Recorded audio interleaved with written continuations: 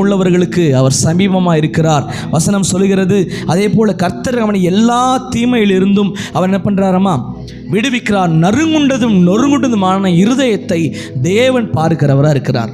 அல்லேலூயா. எனக்கு நீங்கள் வந்து அமர்ந்திருக்க உங்கள் இருதயம் எனக்கு எப்படி இருக்குன்னு தெரியல. ஒருவேளை ஏதோ ஒரு காரியத்தை குறித்து நீங்கள் நொறுங்கின இருதயத்தோடு நறுங்குண்ட இருதயத்தோடு கூட நீங்கள் தேவ சமூகத்தில் வந்திருக்கலாம். என்னுடைய வாழ்வு எப்படி இருக்குது, என்னுடைய ஃப்யூச்சர் என்னாக போகுதோ, என்னுடைய இருதயம் எனக்கு நொறுக்கப்பட்ட ஒரு நிலைமை அப்படின்னு சொல்லி இந்த இடத்துல நீங்கள் வந்திருக்கலாம். ஆனால் கர்த்தருடைய வார்த்தை சொல்லுகிறது, எல்லாருடைய அழகான இருதயத்தை இயேசு பார்ப்பதை விட நறுங்குண்டதும் நொறுங்குண்டதுமான இருதயத்தை முதலாவது இயேசு பார்க்கிறார். ஆமென். சத்தமூர் ஆமென். இன்னைக்கு பல நேரங்களில் நம்முடைய இருதயம் என்னைக்கு உடையும் சொல்லுங்க பார்ப்போம். இருதயம் என்னைக்கு உடையும்? எப்போ இருதயம் உடையும் சொல்லுங்க? அதிக போராட்டம், அதிக நெருக்கங்கள், ஓகே, அது ஒரு பக்கம். ஆனால் இருதயம் எப்போ உடையும்? துர்ச்செய்தியை கேட்கும்போது. ஓகே, அப்புறம் எல்லாமே அதுக்குள்ளே தான் வருது. ஆனால் நான் வேற ஒரு காரியத்தை எதிர்பார்க்குறேன். சொல்லுங்க, யார சொன்னீங்க? யாராவது காயப்படுத்தும் போது. இதுதான் உண்மையான ரீசன். எப்போ இருதயம் நமக்கு உடையுது அப்படின்னா, நம்ம நேசிக்கிறவங்க நம்ம இருதயத்தை உடைக்கும் போது இருதயம் உடைஞ்சிரும். நம்ம தானே நிறைய நேரத்தில் நம்ம சொல்லுவோம், இவங்க இப்படி பண்ணுவாங்கன்னு நினைக்கவே இல்லை பிரதர், இவங்க இந்த மாதிரி. நம்ம யார் உடைச்சாலும் கேட்டுப்போம். ஆமாம் தானே? இன்றைக்கி வந்து ஒரு ரோட்டில் போகிறவங்க நம்ம திட்டிட்டு போனாங்கன்னா பெருசாகவே தெரியாது. ஆனால் நீங்கள் ரொம்ப நேசிக்கிறவங்க, ரொம்ப அன்பு வச்சுருக்கிறவங்க, ரொம்ப உண்மையாக பிரிய வச்சுருக்கிறவங்க, அவங்க உங்களை ஏமாற்றிட்டாங்க அப்படின்னு ஒரு கேள்வி படும்போது நம்ம இருதயம் உடைய ஆரம்பிக்கும். மிச்ச நேரத்தில் உடையாது. வேறு யார் திட்டினாலும் கேட்டுட்டு இந்த காதில் வாங்கிட்டு அட திட்டுங்க அப்படின்னு விட்டுட்டு போயிடுவான். ஆனால் அவன் கூட இருக்காலே உன்னை திட்டினா உன் இருதயம் என்னங்க தெரியுமா? உடஞ்சிரும், கண்டிப்பாக உடையும். ஒரு ஊழியக்காரர் அப்படி தான் சொன்னார். ஒரு நாள் என்னுடைய அப்பா அம்மா எல்லாருமே ஊழியக்காரங்க. தன் தம்பிங்கள் எல்லாருமே கர்த்தருடைய ஊழியத்தை செய்கிறவங்க. அந்த அண்ணன் வந்து எதுக்குமே உதவாதவர். அவருக்கு கிட்டார் வாசிக்க தெரியாது, கீபோர்டு வாசிக்க தெரியாது, ஊழியத்தை பற்றி ஒன்றுமே அனுபவமே கிடையாது. ஆனால் அவங்களுடைய அப்பா அம்மாவிலேருந்து அவங்க தம்பிங்களே எல்லாம் மிகப்பெரிய ஊழியத்தை செய்கிறவங்க. ஒரு நாள் வெளிநாட்டிலேருந்து அவங்களுடைய சகோதரர் வந்து அவங்களுடைய சொந்தக்காரங்க வந்திருக்கும் பொழுது ஒரு நாள் அவங்க ஃப்ளைட் ஏற்றி விட்றக்கு இதுக்கு எங்கே போயிருக்காங்க, ஏர்போர்ட் போயிருக்கிறாங்க. போயிட்டு இருக்கும்போது அண்ணங்க தம்பிங்கெல்லாம் போயிருக்கிறாங்க. அதுலேயும் இவரும் போயிருக்கிறார். போகும்போது அந்த பிரதர் கேட்டிருக்காரு, தம்பி, உன்னுடைய தம்பி கிட்டார் வாசிக்கிறான், அண்ணன் கீபோர்டு வாசிக்கிறான், பேடு வாசிக்கிறான், எல்லாமே பண்ணுறாங்க, உன் தங்கச்சி இப்படி இருக்காங்க அப்படி இருக்காங்க சொல்லிட்டு நீ என்னப்பா பண்ணுற அப்படின்னு அவர் சிரிச்சுக்கிட்டே சொன்னாராமா, எனக்கு எதுவுமே தெரியாது அப்படின்னாராமா. அதுக்கு ஒரே வார்த்தை சொல்லிட்டு போயிட்டாராமா, நீ இந்த குடும்பத்தில் பிறந்து பிரயோஜனமே இல்லை, நீ இந்த குடும்பத்தில் பிறந்து வேஸ்ட் அப்படின்ட்டாராம். ஒரு மனுஷனை உடைக்கிறதுக்கு பெரிய பெரிய அடியெல்லாம் அடிக்க வேண்டாம், ஒரு வார்த்தை சொன்னால் உடஞ்சிரும். ஆமாம் தானே? நம்ம நேசிக்கிற மனுஷங்க வந்து ஒரு மனுஷனை உடைக்கணும் அப்படின்னா ஒரு வார்த்தை போதும் இல்லையா? ஒரு வார்த்தை சொல்லிட்டாலே நிச்சயமாக என்ன பண்ணிடுவோம் சொல்லுங்க? நிச்சயமாக என்ன பண்ணிடுவோம்? நம்ம உடஞ்சிருவோம். அதுவும் ரொம்ப நேசிக்கிறவங்க நம்மளை ஒரு வார்த்தை சொல்லிட்டா போதும், உடனே என்ன ஆயிரும்? இருதயம் உடஞ்சி எப்படி தான் அந்த அழுகை வரும்னு தெரியாது, அந்த அழுகை நம்மளையே அடக்கிக் கொள்ள முடியாத அளவுக்கு வரும். நான் சொல்கிறேன், எந்த ஒரு மனிதன் இருதயம் உடைஞ்சு தேவ சமூகத்தில் வருகிறானோ அவனுக்கு தான் கர்த்தர் சமீபமாக இருந்து அவனை ஆசீர்வதிக்க உண்மையுள்ளவராக இருக்கிறார். நான் சொல்கிறேன், நீங்கள் ஒருவேளை நினைக்கலாம், ஆண்டவரை உருவாக்குகிற நிலைமை வந்து நான் விரும்புகிற சூழ்நிலை தான் இருக்கணும்னு சொல்லி நம்ம யோசிக்கவே கூடாது. நம்ம என்ன நினைப்போம், இந்த சூழ்நிலையில் கர்த்தரை உருவாக்கின நல்லா இருக்கும் அப்படின்னு. ஆனால் இல்லை, ஒரு மனிதனை கர்த்தரை உருவாக்குறார் அப்படின்னா அவன் விரும்பாத சூழ்நிலையில் தான் அவனை கர்த்தர் உருவாக்குறார். மோசேக்கு விருப்பம் வந்து அந்த ஜனங்களோடு இருக்கிறது தான். ஆனால் மோசே கொண்டு வந்து 40 வருஷம் ஆடுமைக்கை வச்சு உருவாக்குறார். ஆமென். நம்ம ஒருவேளை நினைப்போம், இந்த சூழ்நிலையை கொடுத்து என்னை உருவாக்கினா நல்லா இருக்குமே, இந்த பாதையின் வழியாக கொண்டு போய் என்ன நல்லா உருவாக்கினா நல்லா இருக்குமே. ஆனால் கர்த்தர் எப்படி தெரியுமா? எங்கே அடித்தா எப்படி உடையும்னு தெரியும் கர்த்தருக்கு. ஆமென். அப்படி தான் அடிப்பார், உடைப்பார், கர்த்தர் நம்மளை உருவாக்குவார். நம்ம யோசிக்கிறது ஒன்று தான், ஆண்டவரே நான் இவ்வளோ நம்பின ஆண்டவரே, ஆனால் என்னை இப்படி ஒரு வார்த்தை சொல்லிட்டாங்களே, நான் எவ்வளோ நேசித்த ஆண்டவரே, நான் உண்மையாக இருந்த ஆண்டவரே, தாழ்மையாக இருந்த ஆண்டவரே, அவங்களுக்காக எல்லாம் பண்ண ஆண்டவரே, ஆனால் என்னுடைய இருதயத்தை இன்றைக்கி என்ன ஆகிட்டாங்க, உடைச்சிட்டாங்க. இன்றைக்கி உடஞ்சி போன இருதயத்தை யாராலும் என்ன பண்ண முடியாது, ஒட்ட வைக்க முடியாதுன்னெலாம் சொல்லிகிட்டு இருப்போம். ஆனால் கர்த்தருடைய வார்த்தை சொல்லுகிறது, இருதயம் நொறுங்குண்டவர்களையும் நறுங்குண்டவர்களையும் அவர் நோக்கி பார்க்கிற தேவனாக இருக்கிறார். ஆமென். இன்றைக்கி அழகான இருதயம் உள்ளவர்களை இந்த உலகமே நோக்கி பார்க்கும். ஆனால் உடைஞ்சு போன ஒரு மனுஷனை இந்த உலகத்தில் பார்ப்பதற்கு யாருமே இருக்க மாட்டோம். ஆமாம் தானே? இன்றைக்கி நான் சொல்கிறேன், இன்றைக்கி ஒரு தேவையான பொருளை தான் நம்ம என்ன பண்ணுவோம், நம்ம தொடச்சி வைப்போம். தேவையில்லாத பொருளை என்ன பண்ண மாட்டோம், நம்ம எப்படா இரும்பு கடைக்காரன் வருவான் அப்படின்னு சொல்லி வெளியே தான் கிடக்கும். அப்போ இன்றைக்கும் தேவன் நம்மளை இருதயத்தை உடைக்க நம்மளை தொடச்சிக்கிட்டே இருக்காரு, இந்த வார்த்தை கொடுத்துக்கிட்டே இருக்காருன்னா நம்ம புரிஞ்சுக்கணும், நான் அவருக்கு தேவை. ஆமென், சத்தமா ஆமென். இன்றைக்கி நான் உடைய பல நேரத்தில் நம்ம சில பொருட்கள்லாம் என்னதான் உடைஞ்சாலும் என்ன பண்ணுவோம், ஒட்ட வச்சு ஓட்டும். ஆமாம் தானே? சில பொருட்கள் அவ்வளோ ப்ரெஷியஸாக அழகானதா, இல்லை மனசுக்கு பிடிச்சதா, இல்லை ஒரு பிடிச்சவங்க வாங்கி கொடுத்ததா, இல்லை ஏதோ ஒரு காரியமாக இருக்கும். அதை நம்ம என்ன பண்ணுவோம், அது வேணும்னு சொல்கிறதுனால தான் என்ன பண்ணுறோம், அதை பத்திரப்படுத்துகிறோம், அதை துடைக்கிறோம், வாரமான அதை க்ளீன் பண்ணுறோம், அதை என்ன பண்ணுறோம், சரி செய்கிறோம். அப்போ கர்த்தர் இன்னைக்கு உடஞ்சி போன நம்மளை பார்த்து நீ சொல்கிறாரு, இன்னைக்கு அவர் நம்மளை வேணுங்கிறதுக்காகத்தான் இன்றைக்கு இந்த வார்த்தை கேட்க வச்சு கொண்டு இருக்கிறார். அல்லேலூயா. நம்ம நினச்சிட்டு இருப்போம், இவங்க இல்லைன்னா நான் இல்லவே இல்லை, இவங்க இல்லைன்னா நான் வாழவே முடியாது, நான் இல்லாமல் அவன் எப்படி வாழ்ந்துறான்னு பார்க்கலாம், நான் இல்லாமல் அவன் எப்படி பண்ணிடுறான்னு பார்க்கலாம். இல்லை, அந்த வார்த்தைகளெல்லாம் உடைக்கணுங்கிறதுக்காகத்தான் கர்த்தர் இன்னைக்கு நம்மளை இந்த இடத்துல கேட்க வச்சு கொண்டு இருக்கிறார். அல்ல, பல நேரங்கள் நம்ம யோசிக்கிறது என்னன்னா, இவங்க இல்லைன்னா நம்மளால் வாழவே முடியாது. ஆப்போசிட்டில் இருக்க மனுஷங்களும் யோசிப்பாங்க என்னன்னா, இவங்க நம்ம இல்லைன்னா இவங்களால வாழவே முடியாது. இல்லை, கர்த்தருடைய வார்த்தை சொல்லுகிறது, இருதயம் நொறுங்குண்டவர்களையும் நறுங்குண்டவர்களையும் அவர் நோக்கி பார்க்கிற தேவனாக இருக்கிறார். அல்லேலூயா. அப்போ ஒன்றை புரிஞ்சு கொள்ளுங்க, கர்த்தரின் இருதயத்தை இன்னைக்கு உடைக்க ஒப்பு கொடுக்குறார் அப்படின்னா, நம்ம நிறைய நேரத்தில் நினைப்போம், தெரியாதவங்களை வச்சு உடைச்சா பரவாயில்லாண்டவரே, ஆனால் தெரிஞ்சவங்களே என்னை பற்றி நம்ம நேரம் சொல்லுவோம் இல்லையா, என்னை பற்றி தெரியாதவன் என்னை திட்டினா பரவாயில்ல, தெரிஞ்சுக்கிட்டே என்னை என்ன பண்ணுறாங்க, நான் ஆல்ரெடி உடஞ்சிருக்கேன்னு சொல்லியே என்ன பண்ணுறாங்க, தெரிஞ்சே என்ன பண்ணுறாங்க, என்ன உடைக்கிறாங்க. ஆண்டவரே, ஆல்ரெடி இந்த வார்த்தையை சொன்னால் காயப்படுவான்னு தெரியும், ஆனால் தெரிஞ்சுக்கிட்டே அந்த வார்த்தையை சொல்கிறான் பாருங்க, அதுக்கு பேர் தான் உடைக்கிறதுக்கு அர்த்தம். ஆமென். தெரியாமல் புண்ணில் தட்டுறது வேறு விஷயம், தெரிஞ்சவங்க புண்ணு இருக்குன்னு தெரிஞ்சே ஒருத்தர் மிதிப்பான் பாருங்க, அந்த வலி வேதனை யாருக்குமே வரக்கூடாது. ஏசப்பாக்கு அந்த வேதனை வந்துச்சு. கூட இருக்கவன் ஐயோ கர்த்தருக்காக நடத்துவான், நான் இவ்வளோ சொல்லி தந்துட்டேன்னு நினச்சி அந்த நினைப்பு மாறி யூதாஸ் அவனை காட்டி கொடுக்குற அளவுக்கு மாறிட்டு போயிட்டான்.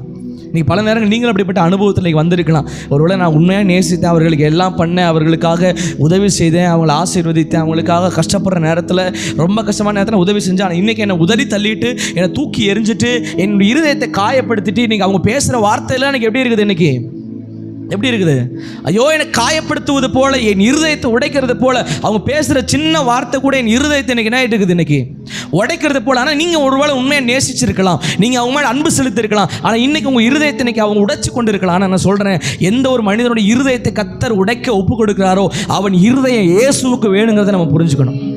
ஆமென். மனுஷன் எந்த இடத்துல இருதயத்தை உடைக்கிறானோ அந்த இருதயத்தை இயேசு கண்ணோக்கி பார்க்கிறவராக இருக்கிறார். இன்னைக்கு இந்த இடத்துல இத்தனை பேர் உட்கார்ந்துட்டு இருக்கிறீங்க, உங்கள் இருதயம் எப்படி இருக்குன்னு எனக்கு தெரியாது. நான் டாக்டரும் கிடையாது, ஸ்கேன் பண்ணி பார்க்குற ஸ்கேன் மிஷினும் கிடையாது. உங்கள் இருதயம் உங்களுக்கு மட்டும்தான் தெரியும். மனசில் காரியங்களை கர்த்தர் உணர்த்துவார் தவிர உங்கள் இருதயத்தை அப்படியே எனக்கு கண்ணால் என்ன பண்ண மாட்டார், காமிக்க மாட்டார். ஆனால் வசனம் சொல்லுது பாருங்க, நம்முடைய இருதயத்துக்குள் ஆழத்தில் இருக்கிற உடைஞ்சு கிடக்கிற அந்த நிலைமையை கூட ஒருவர் பார்த்து கொண்டு இருக்கிறாராமா. அதான் வசனம் சொல்லுது, மனுஷன் முகத்தை பார்க்கிறான், தேவனோ இருதயத்தை பார்க்குறார். இன்றைக்கி நான் பார்த்து பேசும்போது உங்கள் பிரதருடைய முகம், சிஸ்டர்ஸுடைய முகத்தை நான் பார்க்குறேன். ஆனால் இயேசு பார்த்து வந்த உடனே ஐயோ இந்த பொண்ணு மேக்கப் பண்ணியிருக்குதா, இல்லை நல்ல ட்ரெஸ்ஸு போட்டுருக்குதான்னு பார்க்க மாட்டார். வந்த உடனே அவன் இருதயத்தை தான் பார்க்குறார். ஆமென். அவள் இருதயத்தில் என்ன சூழ்நிலை இருக்குது, அவள் எந்த தேவையோடு வந்திருக்கிறாங்க, அவங்க எந்த பிரச்சனையோடு இன்றைக்கி இருக்கிறாங்க, அவங்களுடைய ஃப்யூச்சரை குறித்து என்ன பயந்து கொண்டு இருக்கிறாங்க, இல்லைக்கு இன்றைக்கி ப்ரெசண்ட்டாக அவங்களுக்கு என்ன பயம் இருக்குங்கிறத இயேசு முதலாவது என்ன பண்ணுறாரு. அப்போ இன்றைக்கி எதை குறித்து நம்ம கவலை பண்ண வேண்டிய அவசியமே கிடையாது. மனுஷன் இருதயத்தை உடைக்கத்தான் என் இருதயம் தேவனோடு கூட ஒட்டி கொள்ளுகிறத நம்ம யோசிக்கணும். அல்லேலூயா. இன்றைக்கி பல நேரங்களில் இந்த இருதயம் உடைஞ்ச உடனே சில ஆட்கள் என்ன பண்ணிடுவாங்க, இதை தான் நான் பேச வந்துருக்கிறேன். சில நேரங்களில் இருதயம் உடைஞ்ச உடனே சில ஆட்கள் என்ன பண்ணிடுவாங்க, மாயை எல்லாம் கேட்டிருக்கிறேன், யாரையும் நம்பக்கூடாது, யாரையுமே நம்ப மாட்டேன், இனிமேல் என்ன பண்ண மாட்டேன், யாரையுமே நம்பவே கூடாது பாஸ்டர், நம்பி வெம்பி போனதெல்லாம் போதும், இது வரைக்கும் நம்பினேன், இனிமேல் நம்புகிற மாதிரி எதுவுமே யாரை நம்புறனே தெரியல. சிலர் சொல்லப்போது தான் சொல்லுவாங்க, எத்தனையோ பேர் நம்பினவங்களாம் என்ன பண்ணிட்டாங்க, என்ன கைவிட்டுட்டாங்க, ஏமாற்றிட்டாங்க, இன்றைக்கி யாரை நம்புறதுன்னே பயமாக இருக்குது. சில சொல்கிற ஆட்கள் எப்படி சொல்லுவாங்க, யாரை நம்புறதுக்குன்னே தெரியலை, யாரை நம்புறதுக்கும் பயமாக இருக்குது. ஆனால் நான் சொல்கிறேன், இன்றைக்கு யாரெல்லாம் இருதயம் உடைஞ்சு இன்றைக்கி வந்திருக்கிறீங்களோ அவர்கள் முத பண்ண வேண்டிய காரியம் என்ன தெரியுமா? வசனம் தெளிவாக சொல்லப்பட்டிருக்கு. நான் சங்கீதம் 42 11 வசனத்தை ஒருத்தர் வாசிங்க பார்ப்போம். சங்கீதம் 42 அதிகாரம் 11 வசனம். நீ ஏன் கலங்குகிறாய், திகைகிறாய், தேவனை நோக்கி காத்திரு, என் முகத்திற்கு ரட்சிப்பும் இன்னும் துதிப்பேன். அல்லேலூயா. அந்த 11 வசனம் அழகாக சொல்லப்பட்டிருக்கு. என் ஆத்துமா ஏப்பா உள்ளேருந்து இன்னைக்கு நீங்கள் என்ன பண்ணிருக்கிற, கலங்கிட்டு இருக்கிற, ஏப்பா இன்னைக்கு திகைச்சு கொண்டிருக்கிற. தேவையானது ஒன்று தான், நீ தேவ சமூகத்தில் போகிறது தான் தேவையானது. பல நேரங்களில் மனுஷங்க இருதயம் உடஞ்ச உடனே பேசாமல் ஆண்டவர் விட்டே போயிடுவோம். இன்னைக்கு பாருங்கள், மனுஷனுங்க பாருங்கள், பண்ணுற எல்லா பிரச்சனையும் கடைசியில் ஆண்டவர் தான் குறை சொல்லுவாங்க. என்ன சொல்லுவாங்க? எல்லா பிரச்சனையும் பண்ணியிருப்பாங்க, கடைசியில் என்ன சொல்லுவாங்க? இயேசு என்னை கைவிட்டுட்டார். ஆண்டவருக்கு கண் இல்லையா? கடவுளே கூப்பிட்டு கூட, யோ உங்களுக்கு ஏதாவது காது ஏதாச்சும் கேட்குதாயா இல்லையா, நான் கத்துறது உங்களுக்கு புலம்புறது உங்களுக்கு புரியுதா இல்லையான்னு சொல்லி ஆண்டவர் என்ன பண்ண பல நேரங்களில் திட்டுகிற மனுஷங்களாக இருக்கிறோம். ஆனால் அதற்கான காரணம் யார் தெரியுமா? நாம் மனுஷன் மேலே அன்பு வச்சு உடஞ்சதுக்கப்புறம், இருதயம் வந்ததுக்கப்புறம் திட்டு வாங்கும் போது நம்ம இருதயம் உடஞ்சி கதறி அழுதுட்டு இருக்கும்போது ஆண்டவர்கிட்ட போய் சொல்லுவோம், ஏசப்பா என்னை பார்க்குறீங்களா, ஏசப்பா என் காதை கொடுத்து கேட்குறீங்களா, என் அலைச்சல்களை நீங்கள் அறிஞ்சிருக்கிறீங்களா? வசனத்தில் சொல்லுதானே, என்னை மட்டும் நீங்கள் என்ன பண்ண மாட்டேங்கிறீங்க, கண்டுக்கவே மாட்டேங்கிறீங்க. எத்தனையோ பேர் சொல்கிறாங்க இவங்களுக்கு அற்புதம் நடக்குது, அவங்களுக்கு அற்புதம் நடக்குது, செத்து போன மனுஷன் சுகமாட்டான்லாம் நிறைய பேர் சாட்சி சொல்கிறாங்க. ஆனால் என் வாழ்க்கையில் ஒரு அற்புதம் இன்னைக்கு நடக்க மாட்டேங்கன்னு சொல்லி என்ன பண்ணிடுவாங்க, ஆண்டவரை விட்டு தூரமாக போக ஆரம்பிச்சிருவாங்க. ஜெபம் பண்ண மாட்டாங்க, வேதத்தை குறைச்சிருவாங்க, சர்ச்சுக்கு வர மாட்டாங்க. அப்படியே நடக்கிற எல்லாத்துக்கும் காரணம் இயேசு தான் நினச்சிப்பாங்க. இல்லை, மனுஷன் இருதயத்தை உடைக்கிறதுக்கு காரணம் யார் தான்? இயேசு இருந்தால் அது நடக்குமா? சிலருக்குள்ள அந்த கேள்வி. இயேசு இருந்தால், நான் சொல்கிறேன், இயேசுவே அதை ஏற்றுக்கொண்டாருங்க. அவர் தேவனாக இருந்துமே தன் சிலுவையில் அறைய ஒப்பு கொடுக்கப்பட்டார். நம்ம நினைக்கிறோம் இயேசுவே தான் என் வாழ்க்கையில் பிரச்சனையாக இருக்காதுன்னு. இல்லை, அவர் பிரச்சனைகள் வழியாக தான் என்ன பண்ணுறார், சிலுவையை தூக்கிட்டு போனார். அல்லேலூயா. அப்போ நம்ம யோசிக்கிற ஒரு காரியம் என்ன, ஒரு பிரச்சனை வந்த உடனே ஆண்டவரை மறக்கிறவர்கள். ஆண்டவர் நினைப்பார், அது நான் என்னப்பா பண்ணேன், நீ மனுஷன் உன்னை உடைச்சதுக்கு இயேசுவுக்கு எந்த சம்பந்தமுமே கிடையாது. அப்போ ஒன்றை புரிஞ்சுக்கணும், நான் மனுஷன் என்ன என் இருதயத்தை உடைச்சிட்டாங்க அப்படின்னா நான் என்ன தெரியுமா பண்ணணும், இன்னும் துதிக்கணும், இன்னும் அதிகமாக துதிக்கணும். வசனம் தான் சொல்லுது, என் ஆத்துமாவை நீ ஏன் கலங்குகிறாய், ஏன் எனக்குள்ள திகைகிறாய். வசனம் சொல்லுது, வாசிங்க பார்ப்போம். கர்த்தரை நோக்கி காத்திரு மகளே. உன் இருதயத்தை உடைச்சிட்டாங்களா, உன் இருதயத்தை நொறுக்கிட்டாங்களா, நீ கர்த்தரை நோக்கி காத்திரு. என் முகம், வெக்கப்பட்ட முகம் ரட்சிப்படையும். என்னது? என் தேவனுமா இருக்கிறவரை நான் இன்னும் துதிப்பேன். வசனம் சொல்லுது, பிரச்சனை வந்த உடனே துதி கம்மியாகலை. என்ன ஆகுதாமா இப்போ? ஆனால் நம்முடைய வாழ்க்கையில் பிரச்சனை வந்ததுக்கப்புறம் என்ன ஆகுது இப்போ ரீசன் அதுதான். பிரச்சனைக்குள்ளே நிறைய பேர் மூழ்கிறக்கும், பிரச்சனை வந்தோடனே உடனே தாண்டி போகிறக்கும் ரீசன் அதுதான். பிரச்சனை வந்தோடனே தாண்டி போகிற மனுஷன் அதை தாண்டி ஜெயிச்சிருவான். ஆனால் பிரச்சனை வந்தோடனே மூழ்கிற மனுஷன் அதுக்குள்ளே விழுந்துருவான். நல்லா புரியுதா? கர்த்தருடைய வார்த்தை சொல்லுகிறது, பிரச்சனை வந்தோடனே துதிங்கிறது கம்மியாயிருச்சுன்னா அது சாத்தான் போட்ட தந்திரம். பிரச்சனை வர வர என் துதியின் சத்தம் அதிகரிக்குதுன்னா அது தேவன் அனுமதிக்கிற ஒரு சத்தம். ஆமென். அப்போ நம்ம புரிஞ்சுக்கணும், எனக்கு பிரச்சனை எந்த அளவுக்கு அதிகமாக வருதோ, என் இருதயத்தை எந்த அளவுக்கு அதிகமாக நொறுக்கிறாங்களோ, நான் உடைக்கப்படுகிறனோ, அப்பெல்லாம் நான் என்ன பண்ணணுமாம்மா, என் ஆத்துமா தேவனை நோக்கி காத்திருக்கணும், மனுஷனை நோக்கி காத்திருக்கக்கூடாது. ஐயோ வேறு யாரும் என்னை வந்து அன்பாக பேச மாட்டாங்களா, வேறு யாராச்சும் என் மட்டும் பாசமாக, சில பேர் சொல்லுவாங்க என் மேலே யாருமே பாசமாக இருக்க மாட்டேங்கிறீங்க, யாருமே என் மேலே அன்பா இல்லை. ஆனால் வசனம் சொல்லுது, கர்த்தரை நோக்கி காத்திரு, உன் முகத்துக்கு ரட்சிப்பும் வாழ்க்கையில் மேன்மையும் கொடுக்குற கரம் அந்த இடம்தான், தேவ சமூகம் தான். தேவ சமூகத்துக்கு விட நம்ம எந்த ஒரு காரியத்துக்கு இம்பார்ட்டன்ஸ் கொடுக்கக்கூடாது. தேவ சமூகத்துக்கு ஓடிடணும். வசனம் தான் சொல்லுது, ஒரு பிரச்சனை வந்துருச்சா உடனே என்ன பண்ணிடக்கூடாது, மனுஷனை தேடி ஓடி போய் எனக்கு 2 ஆலோசனை சொல்லுங்கள் பிரதர், இந்த மாதிரி பிரச்சனையாயிருச்சு, அந்த மாதிரி போராட்டம் ஆயிடுச்சு, நீங்கள் எக்ஸ்பீரியன்ஸ் ஆன ஆள், நீங்கள் எனக்கு என்ன பண்ணுங்கள், ஹெல்ப் பண்ணுங்க அப்படின்னு சொல்லக்கூடாது. தேவ சமூகம், தேவ சமூகத்துக்கு போங்க. அங்கே தான் உங்களுக்கு விடுதலை உண்டு, அங்கே தான் உங்களுக்கு ரட்சிப்பு உண்டு, அங்கே தான் உங்களுக்கு மாற்றத்தை கர்த்தர் கொண்டு வருவார். இருதயம் உடஞ்சிருச்சே, இருதயத்தை உடைச்சிட்டாங்களேன்னு சொல்லி உடனடியாக என்ன பண்ணிடக்கூடாது, மறுபடியும் தேடி போய் நம்ம பண்ணுற பெரிய தப்பு என்னென்னா, மனுஷன் இருதயம் உடைக்கிறான்னு தெரிஞ்சுக்கிட்டு மறுபடியும் போய் அந்த குழியிலே விழுவோம். என்னது, மனுஷன் இருதயத்தை உடைப்பான், இப்படி பண்ணால் ஆல்ரெடி இருதயம் உடையும் தெரிஞ்சுக்கிட்டே நம்ம என்ன பண்ணுவோம், மனுஷங்கிட்ட போயிட்டு மறுபடியும் அந்த அன்பை செலுத்த ஆரம்பிப்போம். மறுபடியும் இருதயம் உடையும், மறுபடியும் சில ஆட்கள் இதை தொழிலாகவே, இது வந்து ஒரு என்னவா இருக்கும், அவங்களுக்கு ஒரு ஹேபிட்டாகவே இருக்கும். உடைவாங்க, அழுவாங்க, திடீர்னு பார்த்தா சந்தோஷமாக இருப்பாங்க, திடீர்னு பார்த்தா அழுதுகிட்டு இருப்பாங்க. இல்லை, வசனம் சொல்லுகிறது, நீ தேவனை நோக்கி காத்திரு. என் ஆத்துமாவை நீ ஏன் கலங்குற, உனக்கு கலங்க வேண்டிய அவசியமே இல்லை. உன் இருதயத்தை உடைச்சதுக்காக அவன் தான் கலங்கணும், உன் இருதயத்தை காயப்படுத்தினுக்காக அவன் தான் கலங்கணும். ஏன்னா உன்னை கொண்டு அந்த முகத்துக்கு முன்பதாக ரட்சிக்கும்படி தேவன் நம்ம கூட இருக்கிறார். ஆமென். சத்தம் ஒரு ஆமென். சிலர் பேசும்போதே உடைக்கிற மாதிரியே பேசுவாங்க, பார்த்துருக்கீங்களா? சிலர் பேசும்போதே இவங்ககிட்ட தப்பிச்சு ஓடிடலாம். சிலர் பேசும்போதே எப்படி தெரியும் பேசுவாங்க. இன்றைக்கி வந்து பாருங்களேன், ஒரு குழந்தை இல்லைன்னு வச்சுக்கோங்களேன், ஒரு குழந்தை இல்லை, அவ என்ன பண்ணுவாங்க, வந்துட்டு எத்தனை வருஷம் ஆச்சு, என்னாச்சு, எப்படி ஆச்சு, இப்படி ஆச்சா, அப்படி ஆச்சா. சிலர் பேசும்போது எப்படி தான் பேசுவாங்க, எப்படியாச்சும் உன்னை காயப்படுத்திடணும். நான் சொல்கிறேன், யாரெல்லாம் அப்படி பேச உங்கள் இடத்துல வருகிறார்களோ அவர்கள் முகத்துக்கு முன்பதாக கர்த்தர் ரட்சிப்பார் உங்களை. ஆமென். நீங்கள் பலர் பேசுகிற வார்த்தை எப்படி தான் இருக்கும், உடைக்கிறது போல தான் இருக்கும். சிலர்லாம் பார்த்தீங்கன்னா அன்பாகவே பேச மாட்டாங்க. சிலர்லாம் ஊழியக்காரர் விட்டுருங்க, அது வேறு விஷயம். ஆமென். அது வந்து உடைச்சாதான் உருவாக்க முடியும், அது வேறு பார்ட்டு, இது வேறு பார்ட்டு. நான் சொல்லிட்டு இருக்கிறேன் பாஸ்டர், நீங்களே அப்படி தான் என்ன பண்ணுறீங்க, உடச்சி மிதிக்கிற மாதிரியே பேசுகிறீங்கன்னு சொல்லி நினைக்காதீங்க. அது வேறு பார்ட்டு, இது வேறு.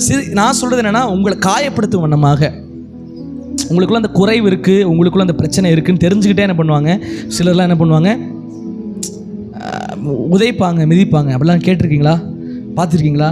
எனக்கு தெரியும், நான்லாம் நல்லா படிக்க மாட்டேன், ஸ்கூலில் நல்லா படிக்கவே மாட்டேன். நிறைய பேர் சொல்லுவாங்க, என்ன வந்து சொல்லுவாங்கன்னா, நீலாம் இப்போ பிறந்தே வேஸ்ட்டு, இந்த உலகத்தில் நீ பிறந்தே வேஸ்ட்டு, நீ மாடு மேய்க்க கூட லாய்க்கு இல்லை சொல்லுவாங்களே, பன்னி மேய்க்க கூட லாய்க்கு இல்லை. நான் நிறைய தடவை சொல்லியிருக்கிறேன், பன்னி மேய்க்க கூட.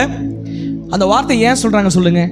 ஏன்னா பன்னியை யாரும் மேய்க்கிறதுக்கு நீங்கள் போனாக்க பின்னாடி என்ன ஆகாது, பன்னி கூட மாடு பின்னாடி வரும், ஆடு பின்னாடி வரும், எல்லாம் பின்னாடி வரும். ஆனால் பன்னி மட்டும் என்ன ஆகாது, பின்னாடி வராது.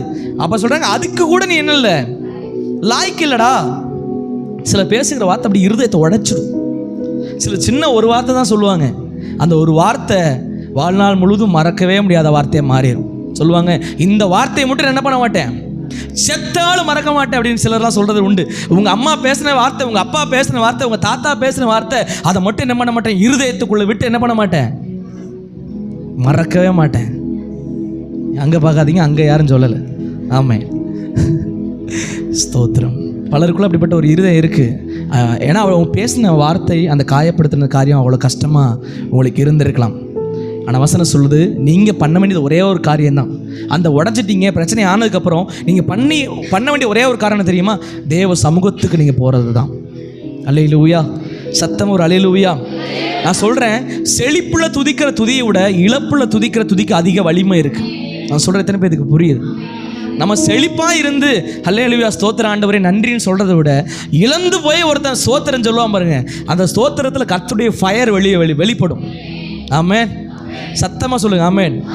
நான்லாம் பல நேரங்களில் வந்து வர்ஷிப் நடத்தும் போது எனக்கு திடீர்னு உற்சாகமாயிரு. எப்படி தெரியுமா, திடீர்னு இழந்து ஏதோ கவலையோட இருதயம் உடஞ்சி ஐயோ அப்பா ஏசப்பான்னு வந்து நிற்பேன். அப்போ பார்த்தீங்கன்னா ஆராதனை பயங்கர ஃபயராக இருக்கும். ஆனால் செழிப்போடு வந்து நின்றுன்னு வச்சுக்கோங்க, அந்த ப்ரெசன்ஸே நான் ஃபீல் பண்ண முடியாது. ஆனால் செழிப்பில் நம்ம துதிக்கிறத விட இழப்பில் துதிங்கிறது ஆமாம், உண்மைதானே, உண்மைதான். கர்த்தரை தேடுறங்கிறது செழிப்பு வரும்போது எப்படி தருவோம், அல்லேலூயா ஸ்தோத்திரம், இப்படி கூட கை என்னாகாது, கை மேலேயே. ஆனால் இழப்பு வந்துச்சுன்னு வச்சுக்கோங்க, ரெண்டு கைகள் என்ன வானத்து பரலோகத்துக்கு நேராக பறந்துடும். அல்லேலூயா. அப்போ நம்ம ஒரே ஒரு காரியத்தை புரிஞ்சுக்கணும், எனக்கு இந்த இழப்பை மனுஷங்கள் ஏற்படுத்த நினைத்தாலும் நான் இழந்ததை திரும்பவும் எப்படி தருவா தெரியுமா, நூறத்தனையாக தர மாட்டார், ரெட்டத்தனையாக. வசனம் சொல்லுது எப்படி தருது, நூறத்தனையான்னு சொல்லி பைபிள் வசனத்தில் சொல்லலை, ரெட்டத்தனையாக. இழந்து போன அனைத்தையும் ரெட்டத்தனையாக திரும்ப தருவார். இன்றைக்கி நான் சொல்கிறேன் பிரதர் சிஸ்டர்ஸ், நீங்கள் வந்திருக்கிறீங்க, ஒருவேளை மனுஷங்க உங்களை என்ன பண்ணியிருக்கலாம், இன்றைக்கி உடச்சிட்டு இருக்கலாம். சில மனுஷங்கள் பேசுகிற வார்த்தை உங்களுக்கு காயப்படுத்துவது போல இருக்கலாம், ஒருவேளை உங்களுக்கு கஷ்டப்படுத்துவது போல இருக்கலாம். ஆனால் நீங்கள் பண்ண வேண்டிய ஒரே ஒரு காரியம், என் ஆத்துமாவே நீ ஏன் கலங்குகிறாய், தேவையானது ஒன்றே, தேவ சமூகத்தில் போய் காத்துரு. அந்த காத்திருக்கிற இடத்துலேருந்து உனக்கு முகத்துக்கு ரட்சிப்பும் உன் வாழ்க்கைக்கு மேன்மையும் அந்த கரம் உங்களுக்கு கொண்டு வரும். ஆமென். சத்தம் ஒரு அல்லேலூயா. எப்பெல்லாம் நமக்கு மன அழுத்தம் வருதோ, கஷ்டம் வருதோ, கவலை வருதோ, துன்பம் வருதோ, எதை குறித்துலாம் நம்ம யோசித்து புலம்புறோமோ, அப்பெல்லாம் நம்ம பண்ண வேண்டிய ஒரே ஒரு காரியம் என்ன தெரியுமா பண்ணணும், தேவ சமூகத்துக்கு போய் என்ன பண்ணணும், காத்திருக்கணும். பல நேரங்களில் மன அழுத்தம் வரும்போது என்ன பண்ணிடுவோம், நம்ம ரொம்ப ஒரு டிப்ரெஷன் வரும்போது என்ன பண்ணிடுவோம், அப்படியே பித்து பிடிச்சது போல், அப்படியே பைத்தியத்தை போல் என்ன பண்ணுவோம், ஐ எம் ரொம்ப டிப்ரெஷனாக தான் இருக்கிறேன், ரொம்ப கவலையாக இருக்கிறேன். சிலர்லாம் பார்த்தீங்கன்னா எப்போ பார்த்தாலும் எப்படி தான் இருப்பாங்க. ஆனால் என்னையெல்லாம் பார்த்துருக்கீங்களா யாராச்சும், எனக்கான கவலையாக இருந்து பார்த்துருக்கீங்களா, ஐயோ இப்படி ஆயிடுச்சே, இவ்வளோ பெரிய பிரச்சனை ஆயிடுச்சே அப்படின்னு நான் என்னைக்கான சொல்லி பார்த்துருக்கிறீங்களா யாராச்சும்? பெரிய புயல் அடிச்சிட்டு இருக்கோம், அட விடுங்க பார்த்துக்கலாம். ஏன்னா எனக்கு தெரியும், நான் ஆராதிக்கிற தேவர் இன்னார் என்று நான் அறிந்திருக்கிறேன். இன்றைக்கி நீங்களும் அறிந்திருக்க வேண்டும். இன்றைக்கி உங்கள் வாழ்க்கை சில உடைப்பு வந்துருச்சு, சில பிரச்சனை வந்துச்சு, உடனே நம்ம அப்படியே அழுது புலம்பி உட்கார்றதுக்காக நம்ம அழைக்கல. நம்ம தேவ சமூகத்தில் போய் அமர வேண்டும் என்பதை தேவன் விரும்புகிறார். ஆமென். பல நேரங்களில் நம்ம மறந்து போகிற ஒரு பெரிய காரணம் தெரியுமா? தேவ சமூகத்துக்கு போகிறது தான் மறந்து போயிடும். எல்லாமே கரெக்டாக பண்ணிடுவோம். மன அழுத்தம் போடுவதுக்கு மாத்திரை, டேப்லெட்லேருந்து எல்லாமே, இந்த இயற்கை வைத்தியத்தில் எல்லாம் பண்ணுவோம். ஆனால் தேவையான ஒன்றை என்ன பண்ணிடுவோம்? தேவ சமூகத்துக்கு போய் நின்னா அந்த மன அழுத்த பிரச்சனைலாம் மாறிடுங்கிறத நம்ம என்ன பண்ணிடுவோம்? டோட்டலாக விட்டுருவோம். அதனால தான் நம்ம சொல்கிறோம், பிரதர் நீங்கள் சபைக்கு வாங்க, ஜெபம் பண்ணுங்க, சண்டே சர்வீஸுக்கு விடாமல் வாங்க, வாரந்தோறும் தேவ சமூகத்தில் வந்து கர்த்தரை ஆராதிங்க அப்படின்னு சொல்லி பல தடவை நம்ம சொல்வதற்கு காரணம் என்ன தெரியுமா? நம்ம தேவ சமூகத்தில் போய் சென்றால் மட்டும்தான் நமக்கு ஒரு சுகம், நமக்கு ஒரு சமாதானத்தை தேவன் கொடுப்பாருன்னு நான் சொல்கிறேன். ஒரு பாஸ்டர் இப்படியா சொன்னார், சர்ச்சுக்கு வந்து இருப்பது ஆசீர்வாதம் இல்லை, சர்ச்சுக்கு வருவதுக்கு முன்னாடியே ஆயத்தமாவது தான் ஆசீர்வாதம். எத்தனை பேர் நான் சொல்கிறது புரியுது? ஆமாம் தானே? சபைக்கு வரவங்கள விட சபைக்கு வருவதற்கு ஆயத்தமாகறாங்க பாருங்கள், அவங்கள தான் கர்த்தர் ஆசீர்வதிக்கிறார். அப்படின்னா ஆயத்தமாகுதுன்னு என்ன? சில காரியங்களை கூட நான் வாட்ஸ்அப்பில் கூட அனுப்பிச்சிருந்தேன். என்னென்னா ஆயத்தம் வரேன்னு நம்ம சனிக்கிழமை ஆச்சா, சனிக்கிழமை என்ன பண்ணணும்? முதலாவது நம்ம மனசுக்குள்ளே ஒரு எண்ணம் வரணும், நான் சண்டே சர்வீஸுக்கு போகணும். என்ன பண்ணணும்? சிலருக்குள்ள அந்த எண்ணமாக இருக்காது. சண்டே காலையில் எந்திரிச்சா என்ன பண்ணலாம்?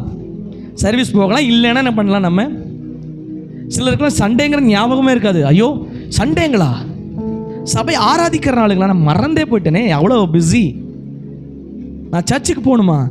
இல்லை, எனக்கு இன்றைக்கும் வேலை வச்சுட்டாங்க, நாங்கள் நிச்சயமாக என்ன பண்ணிடணும்? அவங்கள ப்ளஸ் பண்ண மாட்டார் ஆண்டவர்.